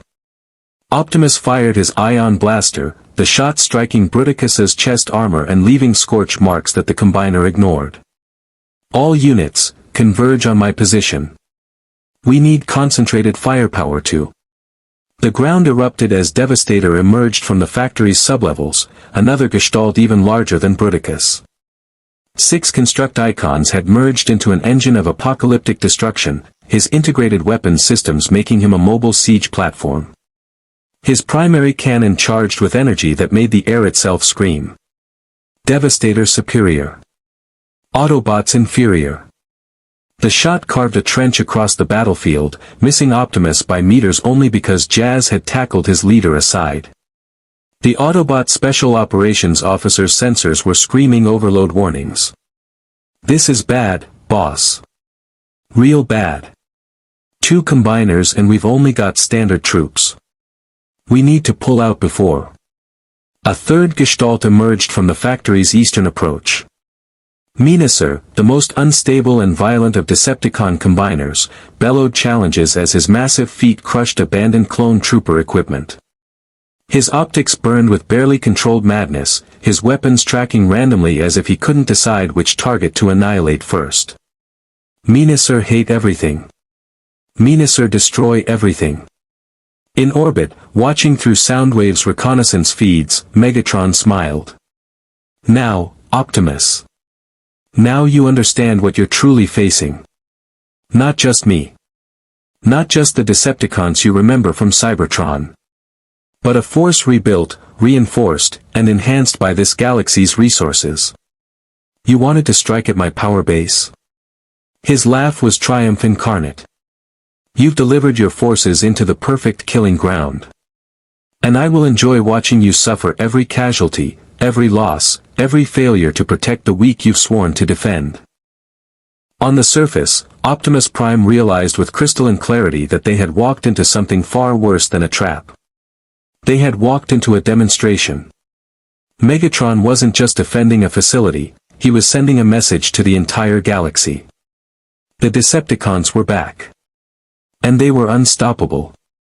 Anakin Skywalker ignited his lightsaber as Bruticus's shadow fell across his position, the blue blade humming with energy that suddenly felt pathetically inadequate against 40 meters of hostile Cybertronian combiner. Master, I don't suppose you've fought anything like this before. Not remotely, Obi-Wan admitted, his own lightsaber active and his mind racing through tactical options that all ended in retreat or death. I'm open to suggestions. Run! Bumblebee shouted, transforming and accelerating past them. That's the suggestion. Run and hope Optimus has a miracle up his transformation cog. As plasma fire turned the battlefield into hell and three combiners began their methodical slaughter of Autobot and Republic forces alike, Optimus Prime faced the hardest decision a commander could make: stand and die with honor, or retreat and live with the shame of abandoning those he'd sworn to protect. The choice would define not just this battle, but the entire war to come. The factory courtyard had become an abattoir of metal and fire. Devastator's demolition cannon carved trenches through Duracrete and Cybertronian armor alike, each shot creating kill zones that swallowed clone troopers and battle droids indiscriminately. Bruticus hammered positions with concentrated plasma bursts, his tactical programming far superior to his speech pattern suggested. And Menacer, unstable, violent Menacer, simply charged through anything in his path, crushing friend and foe beneath feet designed to demolish fortifications. Optimus Prime's tactical processor ran probability scenarios at lightning speed. Every projection ended in catastrophic defeat. They were outnumbered, outgunned, and fighting an enemy specifically designed to counter Autobot combat doctrine. Retreat was the only logical option. But logic had never been enough to guide Optimus Prime's choices. Jazz, coordinate fire teams on Devastator's joint connections. Ironhide, suppression fire on Bruticus. Ratchet, pull back with the wounded and prepare emergency medical protocols. Optimus transformed, accelerating toward Menacer with the desperate courage of a warrior who knew he was buying time with his own spark. All Republic forces, fall back to evacuation coordinates. Autobots will hold the line. Negative. Anakin Skywalker's voice crackled over comms as the young Jedi leaped impossible distances, his force-enhanced agility allowing him to scale Bruticus's leg like a climbing predator. His lightsaber carved through hydraulic cables, energon spraying from severed lines. We don't abandon allies in the field. That's not the Jedi way. It's also not the suicide way, Obi-Wan countered, though he too was engaging, deflecting plasma bolts with his lightsaber and using the Force to topple a Separatist AAT tank into a Decepticon gun emplacement. Anakin, we're outmatched. Even you can't fight something 40 meters tall. Anakin's response was to leap from Bruticus's damaged leg and use the Force to hurl a cargo container into the combiner's face. The impact was negligible, like throwing sand at a starship, but it demonstrated the young Jedi's absolute refusal to accept defeat. Maybe not alone. But with the Autobots? We've got a chance. Optimus felt something strange ripple through his consciousness, not the Force, which remained imperceptible to Cybertronian senses, but perhaps an echo of it. The young human's raw determination, his absolute conviction that impossible odds were merely obstacles to overcome rather than reasons to surrender. It was achingly familiar. It reminded Optimus of himself, before 4 million years of war had taught him that courage without wisdom got good warriors killed. But perhaps wisdom could learn something from youthful audacity. Jazz. Optimus barked over command channel. Pattern Delta 7. Hit them where they're vulnerable, at the merge points. Bumblebee, provide mobile harassment. Target their optics and sensor arrays. Ironhide, give Skywalker covering fire. I think the crazy organic is onto something. The battle's tempo shifted. Autobots stopped trying to fight the combiners head-on and instead adopted guerrilla tactics, striking at joints, severing energon lines, and exploiting the inherent instability of merged consciousness. Bruticus was powerful, but his Gestalt mind struggled with rapid tactical adjustments. Devastator was devastating at range but ponderous in close combat. And Menasser's instability made him as dangerous to his Decepticon allies as to his enemies. Anakin coordinated with Bumblebee, the Jedi's force precognition combined with the Autobot's speed creating a lethal partnership. They darted between Menasser's legs, Anakin's lightsaber severing connection cables while Bumblebee's plasma cannon burned through exposed circuitry. The combiners' roars of frustration shook the factory walls. Menasser hates small things. Stop moving. Not likely. Anakin shouted back, his grin visible even through battlefield smoke. This was what he lived for, impossible odds, desperate stakes, and the rush of combat that made him feel truly alive. The force flowed through him like liquid lightning, his precognition allowing him to dodge plasma fire that would have vaporized a normal human. Obi-Wan, more measured but no less effective, worked with Jazz to coordinate Republic artillery strikes against Devastator. The Jedi Master's battle meditation, a rare force technique that enhanced allied coordination, allowed clone troopers to fire with uncanny synchronization. Concentrated volleys struck the combiner's cannon array, overloading cooling systems and forcing Devastator to temporarily cease fire. For a moment, impossibly, they were winning. Then Megatron arrived. The Decepticon leader dropped from orbit in a controlled fall that should have killed any organic being, his form blazing with atmospheric friction before he crashed into the battlefield center like a meteor of malevolent intent. His fusion cannon was already charged, and his first shot obliterated an entire Republic gun emplacement and the dozen clone troopers manning it. Did you truly believe, Megatron's voice boomed across every comm channel simultaneously, that I would leave my finest warriors without leadership? That I would allow you even a moment's hope? He transformed to vehicle mode, accelerated to supersonic speeds, then transformed back mid-flight to deliver a devastating aerial strike directly into Optimus Prime's chest. The impact sent Optimus tumbling across the battlefield, his armor cracked and energon leaking from multiple wounds. He struggled to rise, his systems flooding with damage reports, as Megatron advanced with the inexorable patience of a hunter who knew his prey was cornered. This is what your alliance with organics has cost you, Optimus. Distraction. Dilution of purpose. You've spent your energies protecting beings too weak to protect themselves, and in doing so, you've forgotten how to fight warriors of your own caliber. Megatron's fusion cannon charged again. Allow me to remind you. The blast would have destroyed Optimus Prime completely. His shields were depleted, his armor compromised, his energon reserves critical. It was a killing shot, perfectly placed, unavoidable. Anakin Skywalker threw himself between them.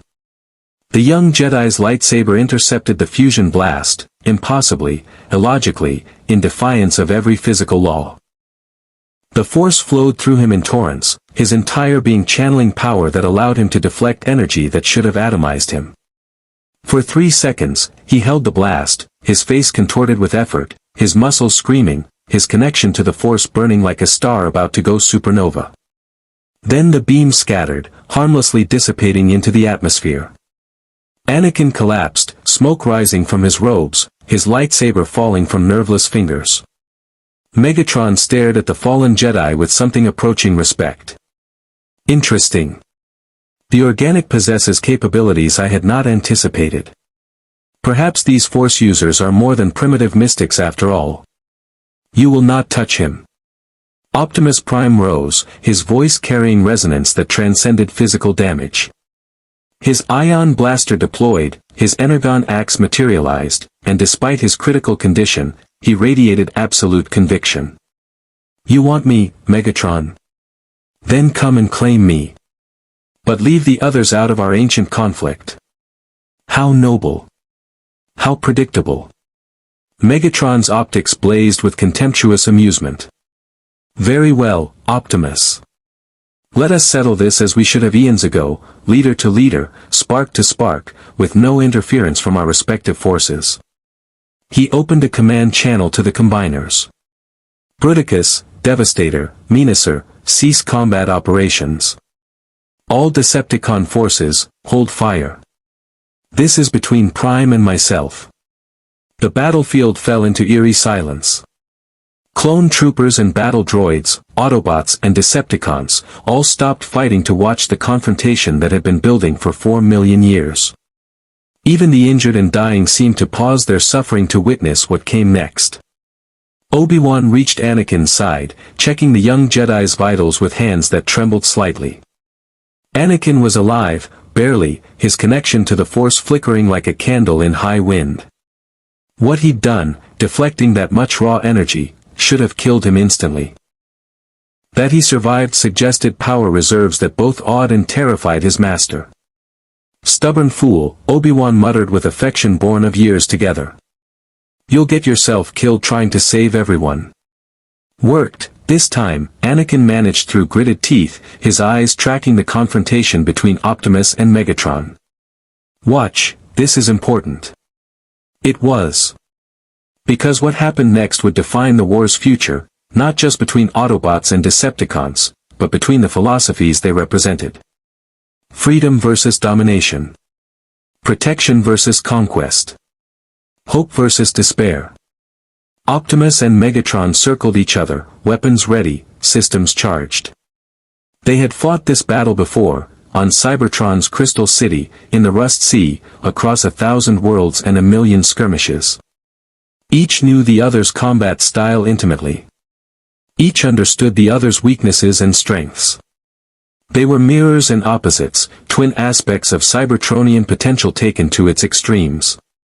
You know how this ends, Optimus, Megatron said almost conversationally. You're damaged, low on energon, surrounded by my forces. Even if you defeat me here, unlikely, my Decepticons will annihilate your Autobots and these pathetic Republic soldiers. Surrender now. Join me.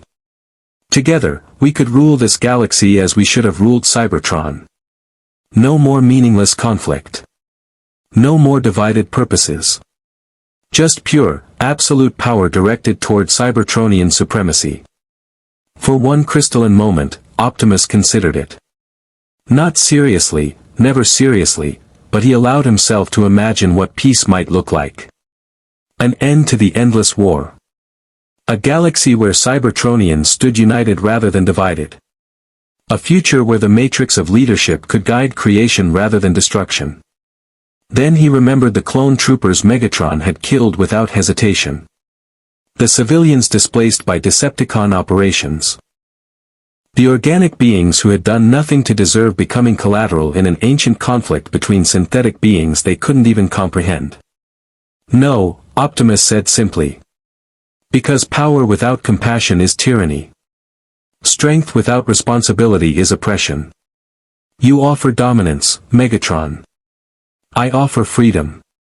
They are not the same. Then die with your precious freedom. They charged simultaneously. The combat that followed transcended mere violence. It was art and philosophy made manifest through physical force, every strike a argument, every block a counterpoint, every maneuver a thesis on what strength meant and how it should be wielded. Megatron fought with ruthless efficiency, his movements calculated to inflict maximum damage while expending minimum energy. Optimus fought with desperate nobility, his style prioritizing protection over aggression, defense over dominance. Their weapons clashed with sounds like forge hammers striking anvils. Energon sprayed from wounds that would have killed lesser transformers. Systems overloaded and rebooted.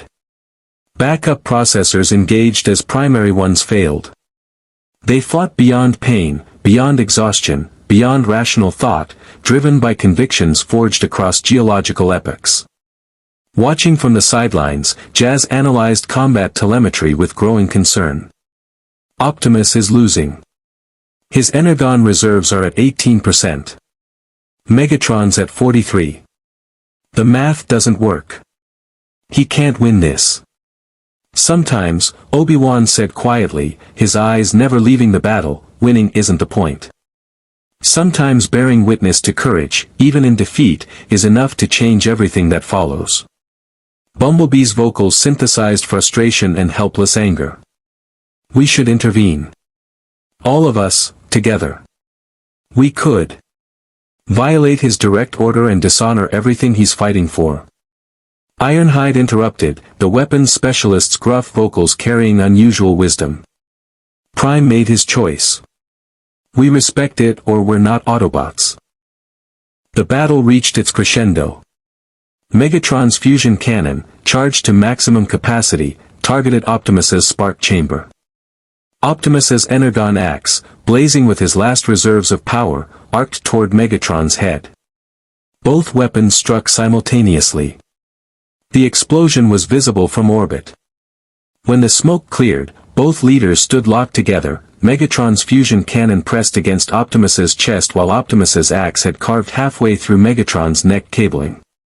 Energon flowed from both in luminescent streams. Neither could deliver the killing blow without being killed themselves. Stalemate.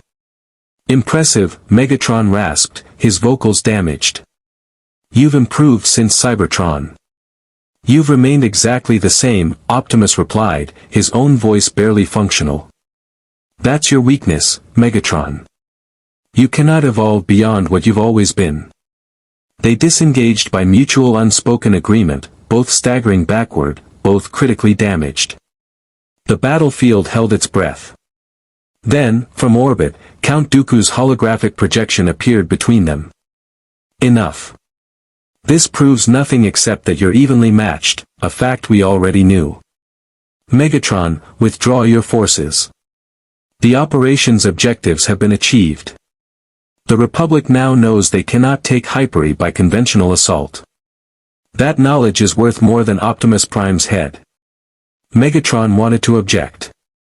Every circuit in his body screamed to continue, to finish this ancient rivalry once and for all. But tactical logic overrode bloodlust. Dooku was correct. They had demonstrated Decepticon superiority, obtained valuable combat data, and severely damaged Autobot morale. Killing Optimus would be satisfying but strategically unnecessary. Decepticons, withdraw, Megatron commanded. We'll finish this another day, Prime. When you're less fortunate in your allies' interventions. The combiners separated back into their component forms. Decepticon forces retreated into the factory complexes. Separatist ships descended to recover their troops. Within 10 minutes, the battlefield was abandoned except for the wounded and the debris of combat. Optimus Prime collapsed to one knee, his systems finally acknowledging critical damage. Ratchet was there immediately, medical equipment deployed, already beginning emergency repairs. You're an idiot, the medic growled affectionately. A brave, noble, inspiring idiot. But still an idiot. Guilty as charged, Optimus managed, his optics dimming as stasis protocols engaged to preserve his spark. His last conscious thought before systems shutdown was simple. We survived. And sometimes, survival is enough. The Republic Medical Station on Ord Mantell had never been designed to accommodate beings of Optimus Prime's size and complexity. Republic engineers had spent 3 days retrofitting an entire hangar bay into a Cybertronian medical facility, installing energon synthesis equipment, specialized diagnostic arrays, and structural supports capable of bearing 30 tons of damaged transformer. Ratchet had supervised every modification with the exacting standards of a physician who'd kept warriors functioning through 4 million years of conflict. Now, 6 days after the Hyperi disaster, Optimus Prime was finally conscious and stable, though his repairs would take weeks to complete fully. He lay on the reinforced medical platform, his chest plating open to reveal the intricate mechanism surrounding his spark chamber, that ethereal core of Cybertronian consciousness that represented life itself. Ratchet worked with delicate precision, guiding nanite swarms through damaged circuitry while monitoring energon flow patterns. "You're lucky Megatron's cannon didn't penetrate 3 millimeters deeper," Ratchet said, his gruff vocals carrying the relief he'd never openly admit. "Another fraction of a degree, and your spark casing would have cracked. You'd have been dead before we got you off that planet." "Then I suppose luck favors the principled," Optimus replied, though his tone suggested he didn't quite believe it. His tactical review of Hyperi had revealed uncomfortable truths. They'd been outmaneuvered strategically, outfought tactically, and survived only through a combination of courage and fortune. The Decepticons had demonstrated capabilities the Autobots couldn't match with their current resources. Bumblebee stood guard near the medical bay's entrance, his posture tense despite the facility's heavy security. The younger Autobot had barely left Optimus's side since the evacuation, his loyalty manifesting as protective vigilance. The Republic's calling it a strategic withdrawal rather than a defeat. The Holonet News is spinning it as gathering intelligence on enemy capabilities for future operations. Propaganda, Jazz said from where he was monitoring communication intercepts. They got their AFs handed to them and everyone knows it. Separatist networks are celebrating. Decepticon reputation is through the roof. And worse, systems that were neutral or Republic-leaning are reconsidering their positions. Nothing succeeds like success, and Megatron just showed the galaxy that the Republic and Jedi can be beaten. Optimus absorbed this information with quiet resignation. "What's the casualty count?" The silence that followed was answer enough. Finally, Ratchet spoke. 143 clone troopers killed in action. 68 Republic crew members lost when the Separatists destroyed 2 frigates during the retreat. 4 Autobots offline permanently, Cliff Jumper, Hound, Gears, and Wind Charger. Another 8 in critical condition requiring extensive reconstruction. Each name landed like a physical blow. Optimus had known them all, had fought beside them across countless battles. Cliffjumper's reckless courage. Hound's tracking expertise. Gears' pessimistic but reliable engineering skills. Wind Charger's magnetic manipulation abilities. All extinguished, their sparks returned to the Allspark, if the Allspark even existed in this dimension, which remained uncertain. And Knight Skywalker. Recovering, a new voice said. Obi-Wan Kenobi entered the medical bay, his Jedi robes freshly cleaned but his face showing the strain of recent events. Anakin's connection to the Force protected him from the worst effects, but he'll need another week of back-to-tank treatments. What he did, deflecting that fusion blast, it shouldn't have been possible. The amount of energy he channeled would have killed a dozen normal Jedi. He saved my life, Optimus said quietly. An organic being, barely more than a youth by his species standards, threw himself in front of a weapon designed to kill beings like me. Why?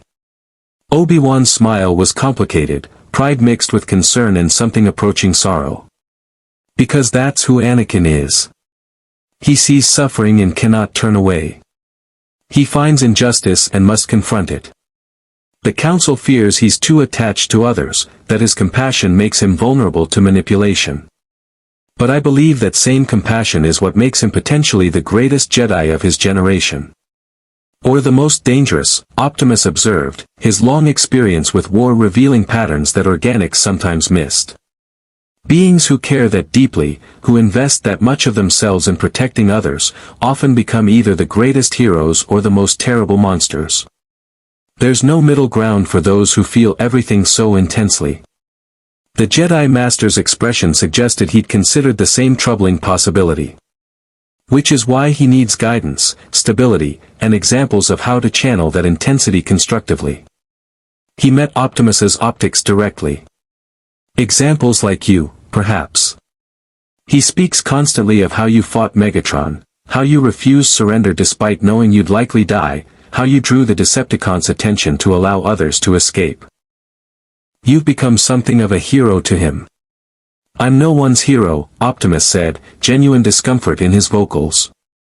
"I'm a warrior who's failed more often than succeeded, who's watched civilizations burn because I couldn't stop Megatron, who carries the weight of 4 million years of destruction." If Skywalker sees heroism in that, he's looking at a distorted reflection of reality. "Perhaps," Obi-Wan acknowledged. "Or perhaps you're too close to your own story to recognize what others see clearly, that persistence in the face of impossible odds, that refusal to compromise principles despite overwhelming pressure to do so, that commitment to protecting others even at great personal cost. These things matter, Optimus. They inspire. And in a war that grinds down hope and humanity day by day, inspiration might be the most valuable resource we have." Before Optimus could respond, the medical bay's comm system activated with an emergency priority signal. Mace Windu's holographic form materialized, the Jedi Master's expression carrying grim urgency. "Optimus Prime, your presence is requested at an emergency council session. We've received intelligence that requires immediate Autobot input. Can you travel?" Ratchet started to object, but Optimus raised a hand to forestall the protest. "What's the nature of the emergency, Master Windu?" "Palpatine has called for a special Senate session. He's proposing the Synthetic Sentience Regulation Act, legislation that would classify all mechanical beings, including Transformers, as property rather than persons under Republic law. If it passes, your Autobots would have no legal rights, no protection from exploitation, and no recourse against dismantlement for study purposes." The medical bay fell into shocked silence. Jazz's vocals synthesized disbelief. "They can't be serious. We've fought alongside them, bled energon defending their systems, saved Republic lives. And that's precisely why certain Senate factions fear you." Mace interrupted. "If Transformers are recognized as sentient beings with rights, it raises uncomfortable questions about battle droids, protocol droids, and the entire foundation of Republic technology. It threatens economic systems built on mechanical labor. And it provides ammunition to separatist propaganda about Republic hypocrisy. So they'll declare us property to avoid philosophical discomfort," Optimus said, his tone carrying a bitterness that surprised even himself. "How very organic." Obi-Wan winced at the barb. "Not all of us support this legislation. Many Jedi recognize it as morally wrong. But Palpatine has significant Senate support, and the recent Hyperi defeat has made the public frightened of Transformers, both Autobot and Decepticon. Fear drives beings toward control, toward reducing the unfamiliar to categories they can manage. Fear is the path to the dark side," Optimus quoted, his databanks having absorbed considerable information about Jedi philosophy. Fear leads to anger. Anger leads to hate. Hate leads to suffering. Your own teachings, Master Kenobi. Perhaps the Republic should heed them." Mace Windu's hologram regarded Optimus with an expression that might have been respect or frustration, possibly both. "The council session begins in 3 hours. We need your testimony about Cybertronian sentience, consciousness, and the nature of your species' existence. Come prepared to defend your people's right to be recognized as living beings. Because if this legislation passes, everything changes." The hologram faded, leaving the Autobots to process this new threat. After 4 million years of war against Decepticons, after traversing dimensions to escape their dying homeworld, after fighting and bleeding to protect Republic citizens from Separatist and Decepticon forces alike, they now face the possibility of being classified as sophisticated machines rather than sentient beings. "This is Megatron's influence," Bumblebee said, his vocals tight with controlled rage. "He demonstrates Transformer capabilities, makes the Republic afraid of what we can do, and they respond by trying to strip away our rights. It's brilliant strategy. He doesn't need to defeat us militarily if he can convince the Republic to enslave us legally." "No," Optimus corrected, his processors analyzing the deeper patterns. "Megatron provided the catalyst, but this was always going to happen. Organics throughout history have struggled to recognize consciousness in forms different from their own. We're synthetic, we're powerful, we exist outside their mystical force. To many of them, were fundamentally incomprehensible, and beings fear what they cannot comprehend. So what do we do? Jazz asked. We can't fight the Republic, that'd prove we're dangerous and justify the legislation. But we can't just accept being declared property. That's surrender without combat. Optimus slowly rose from the medical platform, his systems protesting but functional. Ratchet started to object, then recognized the futility and simply began disconnecting monitoring equipment. We do what we've always done, Optimus said, his voice carrying the weight of eons. We speak truth. We demonstrate through our actions who and what we are. And we trust that somewhere in this galaxy's vast population, there are enough beings who recognize consciousness regardless of its container to stand with us. And if there aren't? Bumblebee's question carried the pain of a younger warrior still learning that justice didn't always prevail. Then we learn once again that the universe is indifferent to fairness, that righteousness guarantees nothing, and that sometimes the only victory available is maintaining your principles even when everyone else abandons theirs. Optimus's optics blazed with determination. But we learn that lesson standing upright, with our sparks intact and our honor preserved. Because the moment we compromise who we are to accommodate others' fear, we become exactly what they believe us to be, soulless machines following programming rather than conscious beings making moral choices. On Coruscant, in the Chancellor's private office, Palpatine stood before floor-to-ceiling windows overlooking the galactic capital's endless cityscape. His public face, the kindly, concerned statesman, had melted away to reveal something far colder beneath.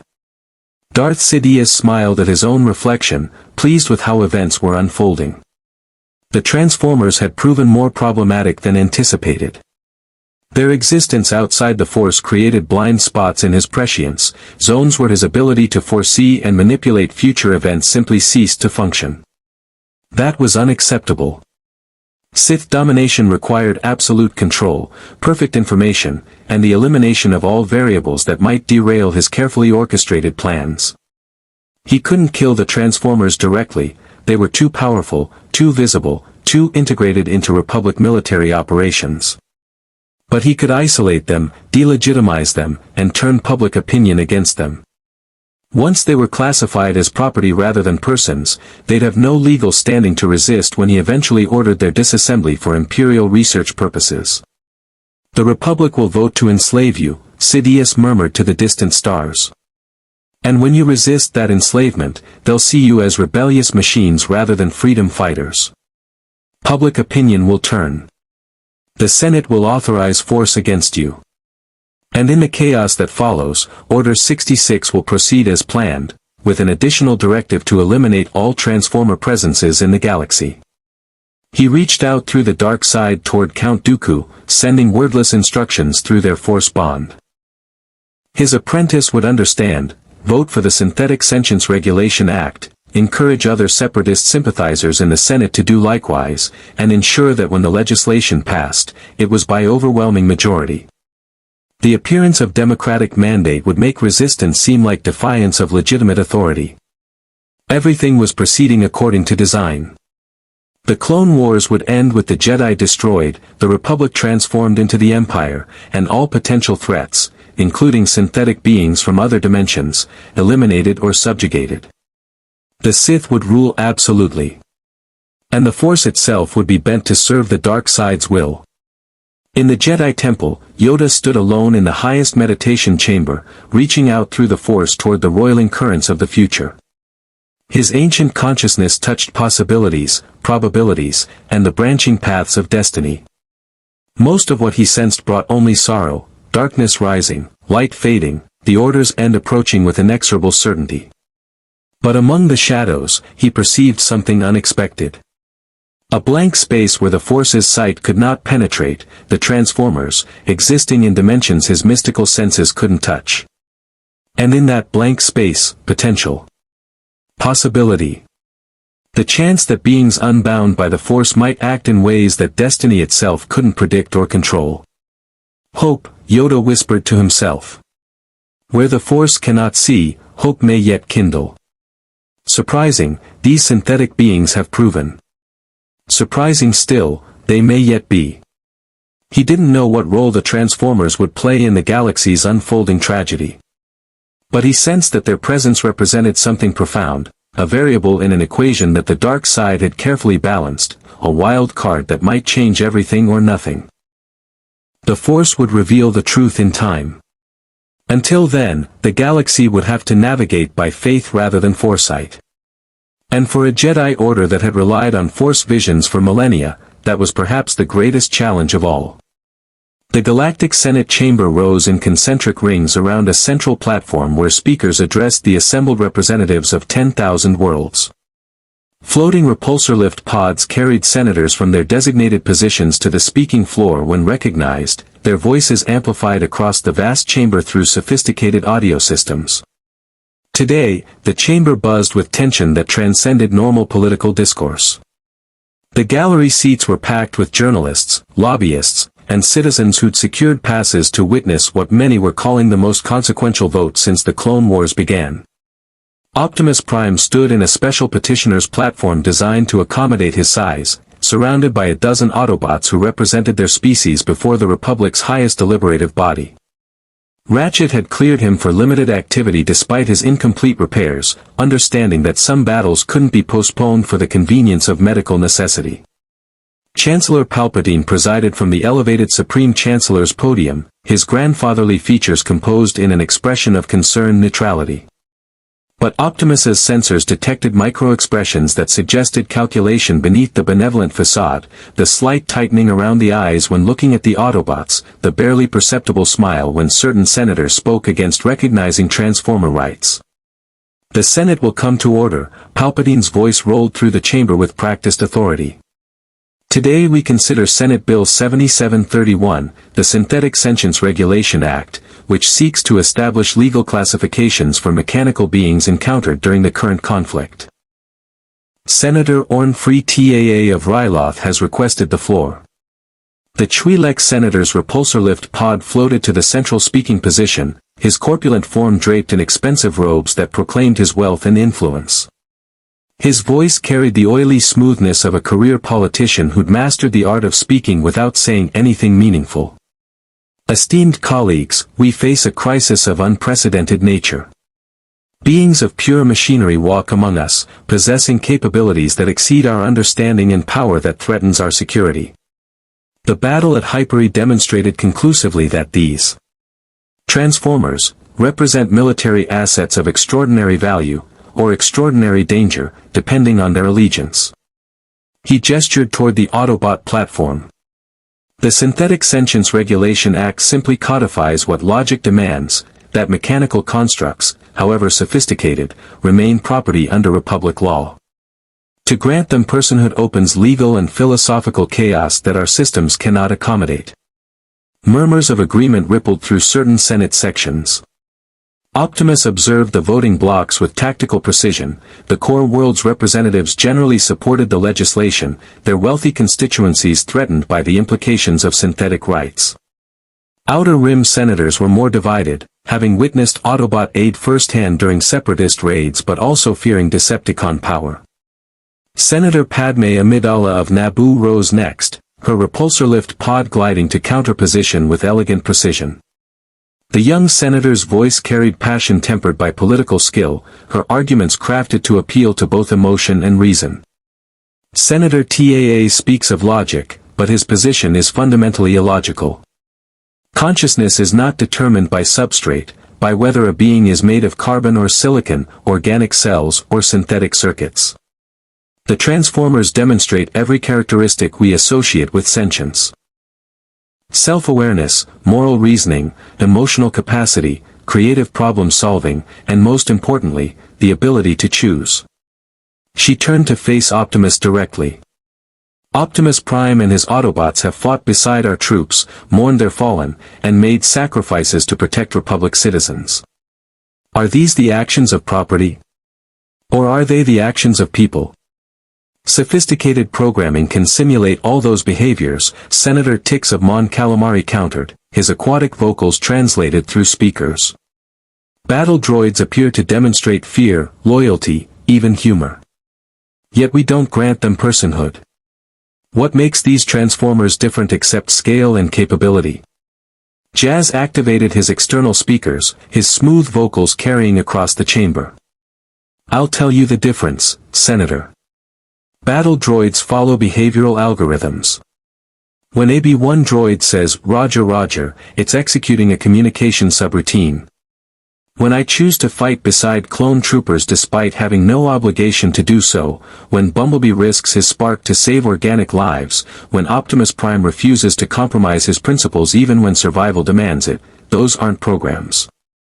Those are choices. And choice is the foundation of consciousness. Bail Organa of Alderaan joined Padme's position, his aristocratic bearing lending weight to his words. Moreover, we must consider the precedent this legislation establishes. If we declare that beings who think, feel, and choose can be classified as property simply because they're synthetic, what prevents future regimes from extending that classification to clones, cyborgs, or any group deemed sufficiently different from baseline humanity? Senator Organa raises slippery slope fallacies, Asgok of Malastare interjected.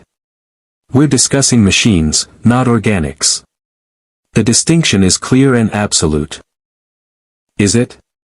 Obi-Wan Kenobi's voice came from the Jedi Observer's Gallery, where the Order maintained representatives to advise the Senate on Force-related matters. The Force connects all living things, but what defines life? The Jedi have spent millennia contemplating this question.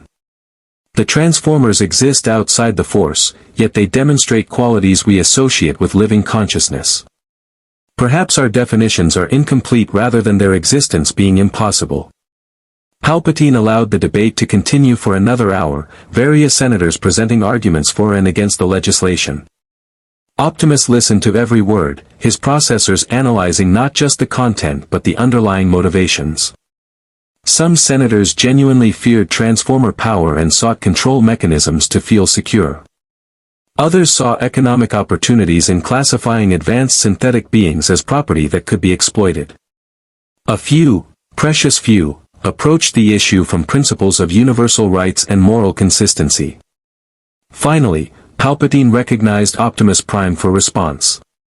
The petitioners will have their say before we vote. Optimus Prime, you may address the Senate.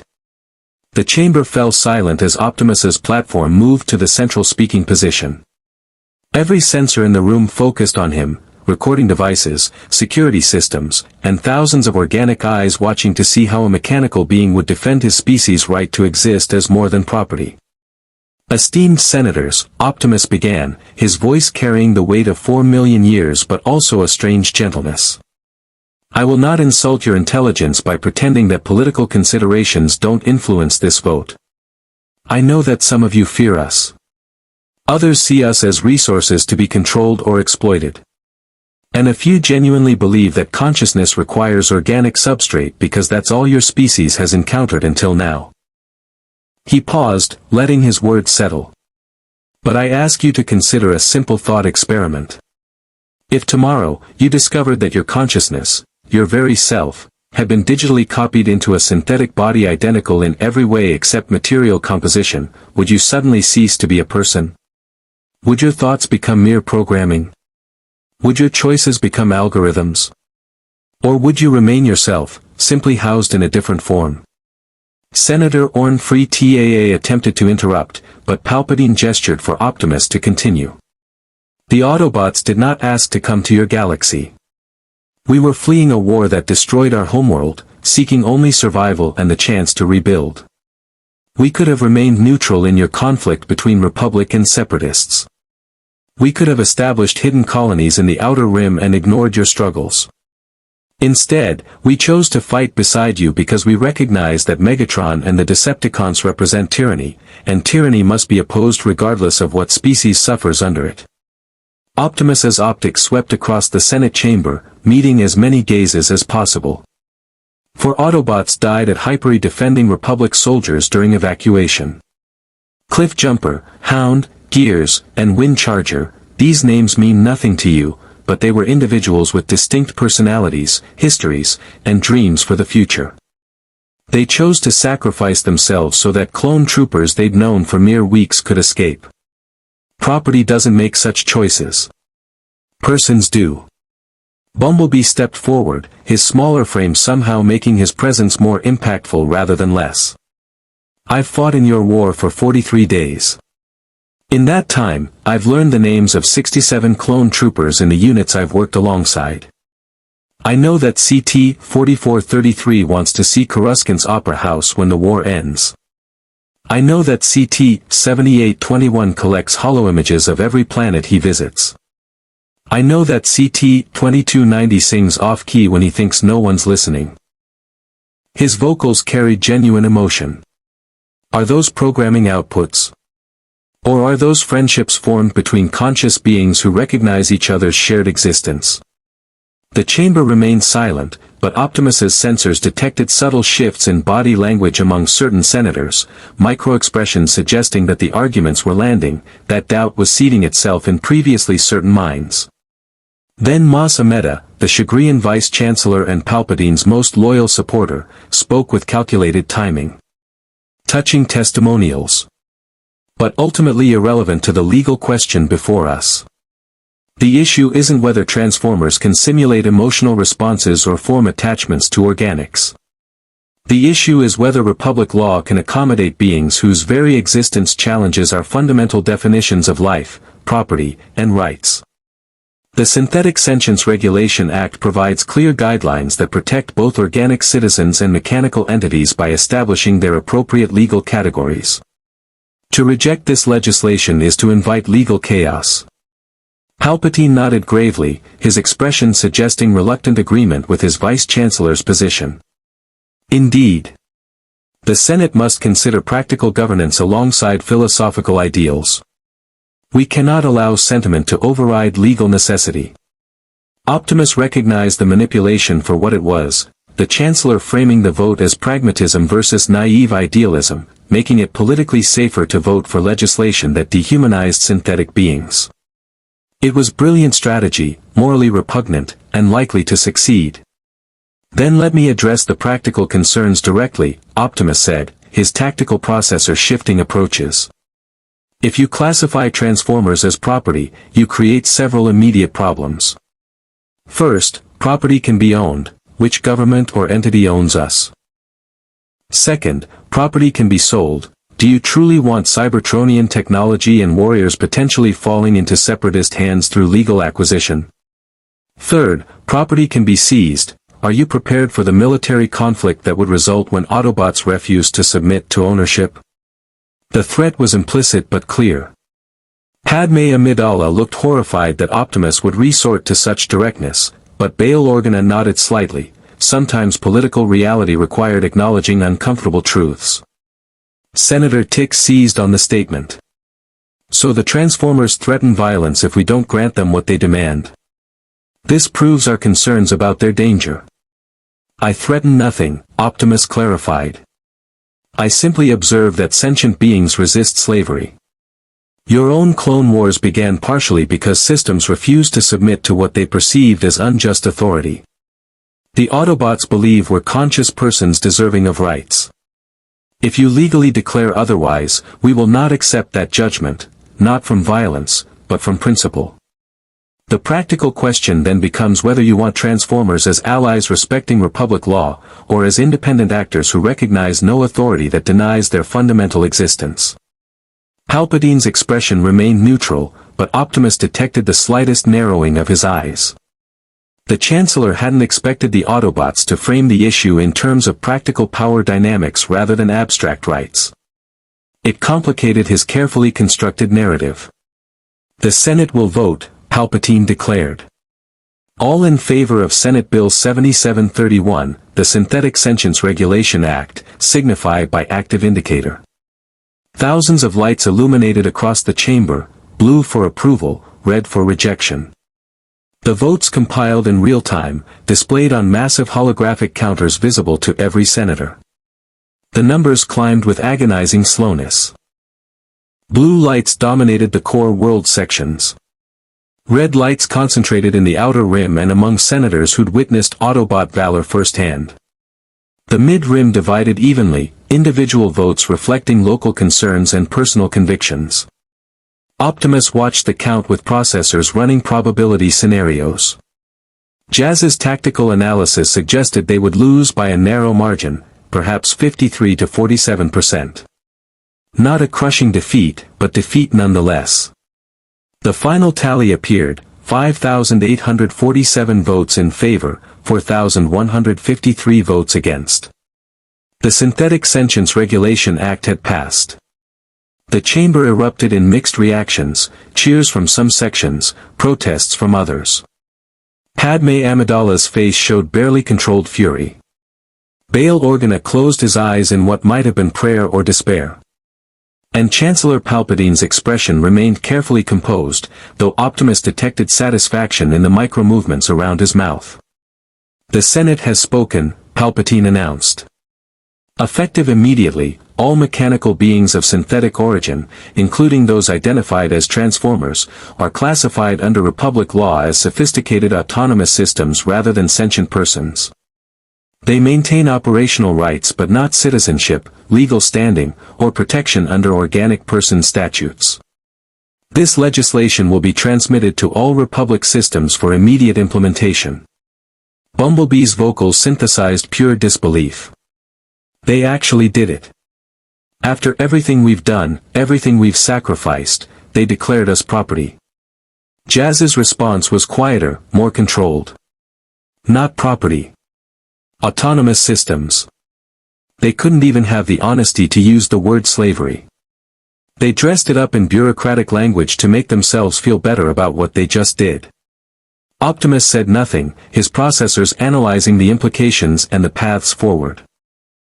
Around him, Autobots waited for their leader's response, for the wisdom that had guided them through 4 million years of impossible choices. Finally, Optimus activated his external speakers, addressing not the Senate but the Autobots assembled with him. "We came to this galaxy seeking refuge. We offered alliance in good faith. We fought, bled, and died defending beings who have now declared our consciousness legally non-existent." His voice carried no anger, only profound weariness. "We have 3 options. First, we accept this classification and continue serving the Republic as property, hoping to prove our worth until they reverse this decision. Second, we leave Republic space entirely and establish independent colonies where their laws don't reach. Third, we fight," Ironhide growled, his weapons specialist instincts recognizing the implicit choice. "We take what we need by force and prove we're too dangerous to enslave." "No," Optimus said firmly. "We've fought wars of liberation across countless worlds. We know where that path leads, to becoming the very thing we oppose. If we use violence to resist unjust law, we confirm every fear these senators harbor about us." "Then what?" Bumblebee's vocals carried desperate confusion. "We just accept being called property. That's surrender." "No," Obi-Wan Kenobi said, emerging from the Jedi Observer's gallery and approaching the Autobot platform despite Senate protocol. "There's a 4th option. You remain in Republic space but operate under Jedi protection. The Order has authority to recognize beings as sentient regardless of Senate legislation. It's an ancient right dating back to the Republic's founding. If the Jedi Council formally recognizes Transformers as sentient beings and accepts them as allies, you gain legal protection under religious sanctuary laws that even the Chancellor cannot easily override." Mace Windu appeared beside Obi-Wan, his expression suggesting this wasn't a planned intervention but one he was willing to support. "The Council hasn't formally voted on such recognition.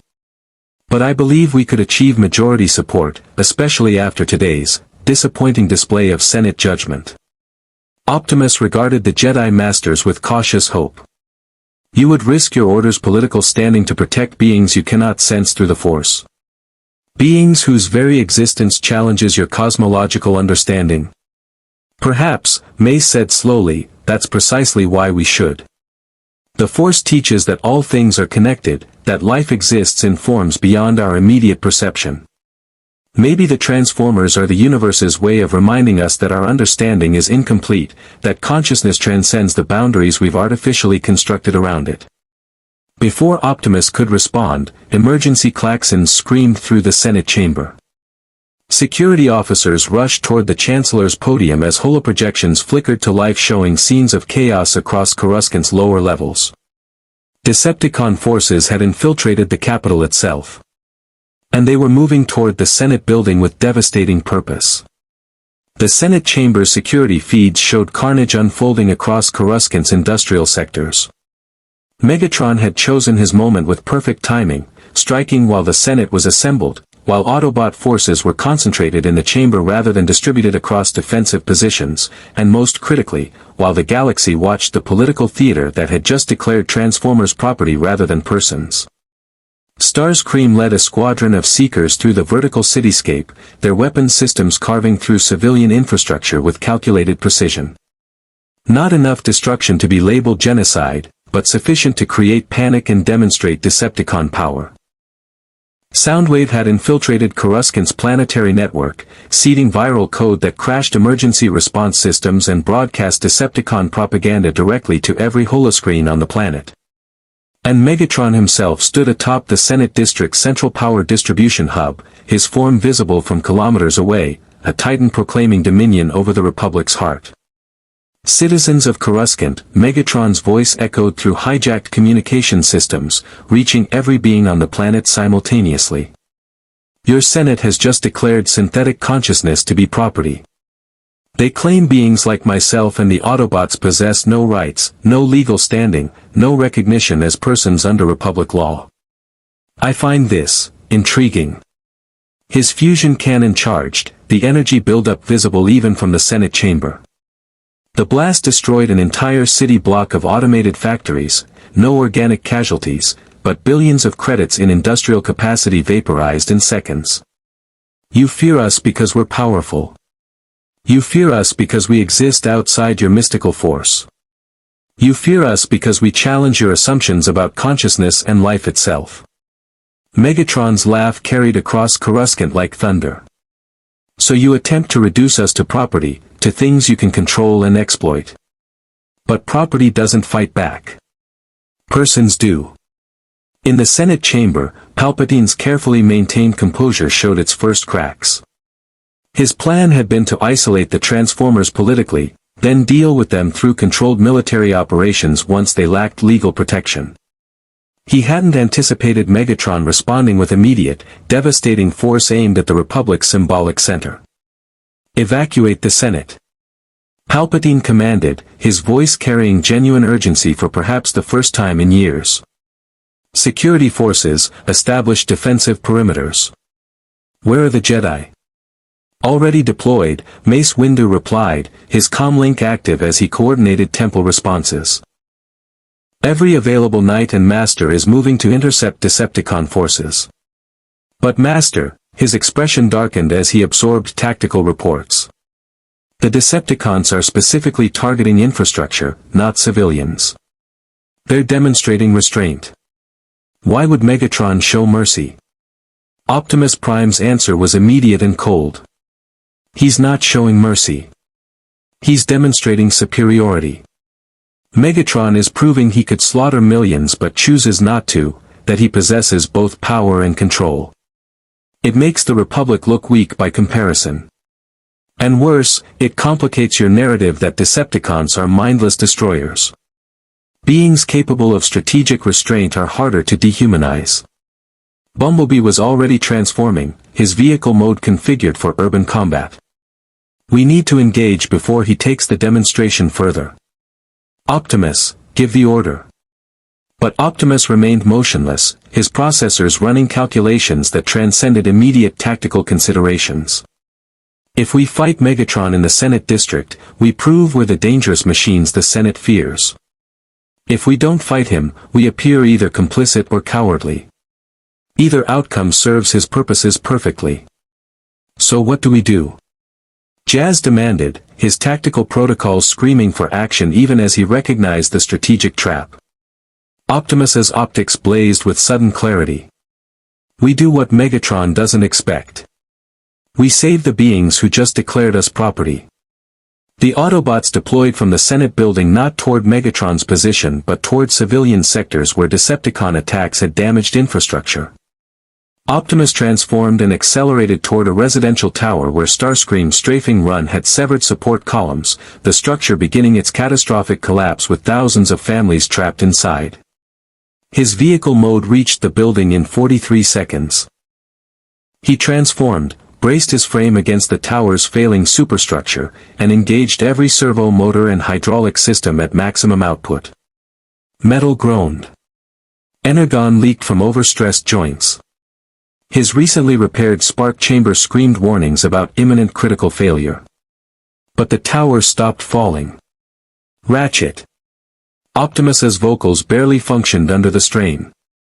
Get these organics out. I can't hold this forever. The Autobot medic was already coordinating with Republic emergency services, guiding terrified civilians toward emergency exits while his medical sensors identified injured beings who needed priority extraction. Clone troopers arrived within minutes, establishing evacuation corridors despite their training never covering scenarios where giant robots held collapsing buildings upright through sheer strength. Jazz intercepted a Decepticon squad attempting to sabotage Coruscant's water purification systems, infrastructure attacks that would kill millions through disease rather than direct violence. His combat protocols engaged with lethal precision, his plasma cannon burning through Decepticon armor while his agility kept him ahead of their return fire. This is Jazz to all Autobots: prioritize civilian protection over engaging Decepticons. Make them fight us while we're saving lives. Force them to choose between their objectives and stopping us. The strategic shift caught Megatron by surprise. His tactical displays showed Autobots not advancing toward his position but dispersing across Coruscant, each one engaged in rescue operations or infrastructure defense. Clone troopers who minutes ago had watched their Senate declare Transformers property now fought alongside those same Transformers to save civilian lives. Clever, Optimus, Megatron murmured with grudging respect. You turn my demonstration into your own. You force me to either escalate against civilians, proving myself the monster, or withdraw and concede the tactical victory. Well played. Starscream's voice crackled over Decepticon command frequencies. Lord Megatron, the Autobots are interfering with primary objectives. Should we engage directly? Negative. Our point has been made. Megatron surveyed the cityscape below, calculating long-term strategic gains versus immediate tactical achievements. The galaxy now knows that Transformers can strike Coruscant itself whenever we choose. The Republic's vulnerability has been exposed. That knowledge is worth more than a few demolished buildings. He opened a broadband transmission that every being on the planet would receive. Republic citizens, observe carefully what happens next. Your government declares synthetic beings property, yet those same beings risk their existence to save you. Your Jedi speak of serving the greater good, yet Autobots embody that principle more completely than those who wield the Force. Consider which beings truly deserve your trust and allegiance. Then, with theatrical precision, Megatron and his Decepticons withdrew. Seekers transformed and accelerated toward orbit. Ground forces disengaged and vanished into Coruscant's industrial depths. Within 10 minutes, the attack had ended, devastating in its implications but surprisingly limited in its actual destruction. Exactly as Megatron intended. In the Senate District, as emergency services rushed to coordinate disaster response, Optimus Prime finally released the residential tower he'd been holding. His legs nearly collapsed, energon leaking from a dozen overstressed systems, his spark chamber dangerously close to cascade failure. Ratchet caught him before he could fall, medical equipment already deploying to stabilize his critical systems. You magnificent idiot, Ratchet growled with affection and exasperation. That building weighed 8,000 tons. Your frame was never designed for that kind of sustained load. You could have died. But they lived, Optimus replied, his optics dimming as emergency stasis protocols activated. 2,347 organics evacuated successfully. 0 casualties. Worth the risk. Around them, clone troopers stood in respectful silence. Commander Cody approached slowly, his helmet removed, his scarred face showing complex emotions. The Senate said you weren't people. That you were just sophisticated machines following programming. His voice carried quiet intensity. But machines don't choose to nearly die holding up buildings to save strangers who just stripped away their rights. People do that. Heroes do that. Bumblebee's vocals synthesized exhaustion and something approaching vindication. Think the Senate noticed? The entire galaxy noticed, Padme Amidala said, appearing from an emergency shelter where she'd been trapped during the initial attack.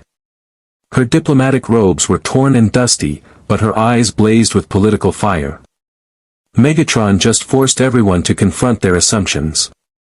He demonstrated Decepticon power, yes, but he also highlighted Autobot nobility. The contrast couldn't be clearer. Bail Organa joined her, his comlink active and monitoring Senate communications. Emergency session called for tomorrow morning. Multiple senators are demanding immediate reversal of the Synthetic Sentience Regulation Act. The public response is overwhelming. Holochannel footage of Optimus holding that building is trending across every major network. People are asking how we can deny personhood to beings who act more heroically than most organics. Political momentum is shifting, Padme continued. But we need to capitalize on it quickly before fear reasserts itself. Optimus, I need you at that session tomorrow. The Senate needs to see you, to hear you, to confront what they tried to reduce to property. Optimus's damaged vocals barely functioned. Will I be testifying as a sophisticated autonomous system? Or as a person? That, Padme replied with a slight smile, is precisely what tomorrow's vote will determine. In the Jedi Temple, the Council convened in emergency session. The Masters who'd been deployed across Coruscant to fight Decepticons had returned with field reports that universally praised Autobot conduct. Mace Windu stood before the assembled Masters, his expression carrying conviction that even his usual skepticism couldn't diminish. The Force may not touch the Transformers, Mace said quietly. But clearly, something does. Some principle of consciousness, some spark of moral awareness that transcends biology and mystical energy. I move that the Jedi Order formally recognize Cybertronian sentience and extend our protection to Autobot refugees under ancient sanctuary rights. Seconded, Obi-Wan added immediately. We've witnessed their capacity for self-sacrifice, moral reasoning, and principled choice. These are not machines. They are persons, different from us in form, but identical in their possession of consciousness that deserves recognition and respect. Yoda's ancient eyes studied his fellow council members with penetrating focus. Discuss, we must. But clear, the answer seems. Trust the Force, we do. But perhaps, trust also we should in what our own eyes and hearts tell us. Sentient, the Autobots are. Persons, they are. Recognize this, we must. Or betray our own principles, we do. The vote was unanimous. By morning, as Coruscant's media networks continued broadcasting footage of Autobots saving civilian lives while risking their own existence, the Jedi Order released an official statement recognizing Cybertronian consciousness and extending formal protection to all Autobot forces as sentient refugees deserving of rights under Republic law. The political pressure on the Senate became insurmountable. When Chancellor Palpatine called the emergency session to order, he did so knowing his carefully constructed narrative had collapsed. Megatron's attack had backfired spectacularly against the Sith Lord's plans. Instead of making the Republic fear all Transformers, it had forced citizens to distinguish between Decepticon tyranny and Autobot heroism. The Senate will vote on rescinding yesterday's legislation, Palpatine announced, his tone neutral but his eyes cold with barely suppressed fury. Senate Bill 7732 proposes full recognition of Cybertronian sentience and personhood, with all attendant legal rights and protections. The vote wasn't even close. 8,342 votes in favor. 1,658 against. Optimus Prime, damaged, exhausted, leaking energon from inadequately repaired systems, stood in the Senate chamber as the results appeared. Around him, Autobots processed what had just happened with disbelief that gradually transformed into cautious hope. We're people, Bumblebee said, his vocals carrying wonder. They actually recognized us as people. Not everyone, Jazz cautioned, ever the tactical realist. 1,600 senators still voted against us. This isn't complete acceptance, it's political necessity driven by public opinion. We'll have to prove ourselves continuously, earn this recognition day by day. Then we will, Optimus replied, his voice carrying the weight of 4 million years and the hope of a new beginning. We came to this galaxy fleeing destruction. Perhaps we found something more valuable than refuge. Perhaps we found the chance to become something better than what our endless war made us. Padme Amidala's repulsor lift pod approached the Autobot platform, her expression warm with genuine respect. You've been granted full citizenship rights, legal recognition as sentient beings, and formal alliance status with the Republic. More than that, you've earned something far more valuable, the respect of beings who witnessed your actions rather than just your capabilities. That respect will carry you further than any legislation. We're grateful, Senator, Optimus said. Though I suspect Megatron's attack was only the beginning. He's demonstrated he can strike Coruscant itself. He's allied with the Separatists. And he's proven to the galaxy that Decepticons are strategic, intelligent, and far more dangerous than simple destroyers. The war is entering a new phase. Then we face it together, Bail Organa declared, his pod joining Padme's. Not as owners and property, not as masters and machines, but as allies bound by shared principles and mutual respect. If nothing else, the Transformers have reminded us that consciousness takes infinite forms, and wisdom requires recognizing it wherever it appears. In the shadows of his private office, Darth Sidious regarded the Senate's vote with cold fury that he carefully concealed beneath his public persona. The Transformers had survived his political maneuver, gained legal protection, and worse, had earned genuine public support through their actions. They remained variables outside his control, blank spaces in his Force visions where anything might happen. But Sith Lords had spent millennia adapting to setbacks, transforming obstacles into advantages. If the Transformers couldn't be subjugated legally, they would be destroyed militarily. Order 66 would include provisions for Transformer elimination. And when the Empire rose from the Republic's ashes, synthetic beings would learn their proper place under Sith rule. The game had become more complicated. But the outcome remained inevitable. On a Separatist dreadnought in deep space, Megatron reviewed footage of Optimus holding the collapsing building and felt something unexpected, not regret, but a strange melancholy. There had been a time, eons ago on Cybertron, when he and Optimus had fought on the same side. When their visions for their species' future had seemed compatible rather than irreconcilable. That Megatron was dead, consumed by 4 million years of war and the absolute conviction that power justified any action. But some fragment remembered what it felt like to believe in something beyond dominance. Starscream, Megatron commanded, pushing the moment of weakness aside. Coordinate with Count Dooku. We're escalating operations. If the Republic wants to recognize Autobot consciousness, they can watch us destroy every world that accepts their protection. We'll make them choose, abandon the Autobots or watch their systems burn. Gladly, Lord Megatron, Starscream replied with vicious enthusiasm. Where shall we strike next? Megatron studied the galactic map, his tactical processor calculating maximum psychological impact. Christoph Sis. High civilian population, symbolic significance, and defended by Republic forces who witnessed Autobot valor. We'll see how much their newfound respect is worth when Decepticons arrive in overwhelming force. The Clone Wars had entered its final, most devastating phase. Republic and Separatists, Jedi and Sith, Autobots and Decepticons, all converging toward a conflict that would reshape the galaxy or destroy it entirely. And in that crucible of war, the fundamental question remained unanswered. Could beings choose to be more than their conflicts define them? Or were they doomed to repeat cycles of violence until nothing remained but ruins and regret? The Force offered no answers. Neither did the Allspark. Only time, choice, and the courage to remain true to principles when the universe offered every reason to abandon them would reveal the truth. The galaxy held its breath and waited for the answer that would define its future. The Transformers had entered Star Wars, and the galaxy would never be the same. Optimus Prime stood on the Republic cruiser's observation deck, watching Coruscant's lights recede as they departed for their next deployment.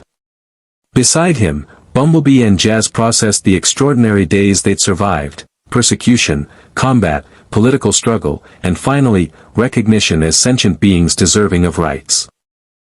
They had gained legal personhood in a galaxy that wasn't their own. They had proven through action rather than words that consciousness transcended substrate. And they had forged alliances with beings who saw past their synthetic forms to recognize the sparks within. But the war was far from over. Megatron remained at large, allied with forces that threatened galactic stability. The Decepticons had demonstrated they could strike anywhere, anytime, with devastating precision. And somewhere in the shadows, Optimus sensed a presence he couldn't name, something dark and calculating that viewed all beings, organic and synthetic alike, as pieces in a game whose rules only it understood.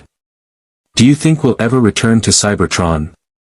Bumblebee asked, his vocals carrying the hope of youth not yet extinguished by endless war. "Perhaps," Optimus replied honestly. "Or perhaps this galaxy is our new home, and we're meant to forge a different future here than the one our war destroyed. Either way, we remain Autobots. We remain committed to freedom, justice, and the protection of all sentient beings, regardless of their form or origin." Jazz's sensors tracked incoming Republic vessels joining their formation. "Think they'll really treat us as equals? Or will fear always make them see us as threats first, allies second?" "That depends," Optimus said, "on whether we continue proving through our choices who we are. Respect must be earned continuously, never assumed. As long as we act with honor, compassion, and courage, we give them reason to see us as more than machines. The moment we compromise those principles, we become what they fear." The stars beckoned, infinite possibilities in a galaxy far from home. The Clone Wars raged across thousands of systems. Decepticons plotted in Separatist strongholds. And somewhere in the Force's vast tapestry, threads were weaving toward a destiny that would challenge everything the galaxy believed about consciousness, choice, and what it truly meant to be alive. The Transformers had entered Star Wars. And in doing so, they had reminded both Republic and Jedi of a fundamental truth that transcended biology, mysticism, and the ancient conflicts that defined both their species. Consciousness cannot be reduced to its container. Life exists in forms beyond prediction. And heroism is measured not by what you are, but by what you choose to become when the universe offers every reason to surrender your principles. The war would continue. Battles would be fought, sparks would be extinguished, and the galaxy would burn. But as long as even one Autobot remained standing, choosing compassion over cruelty and protection over domination, hope would endure. And hope, in the end, was the most powerful force in any universe. May the Force be with you. More stories await.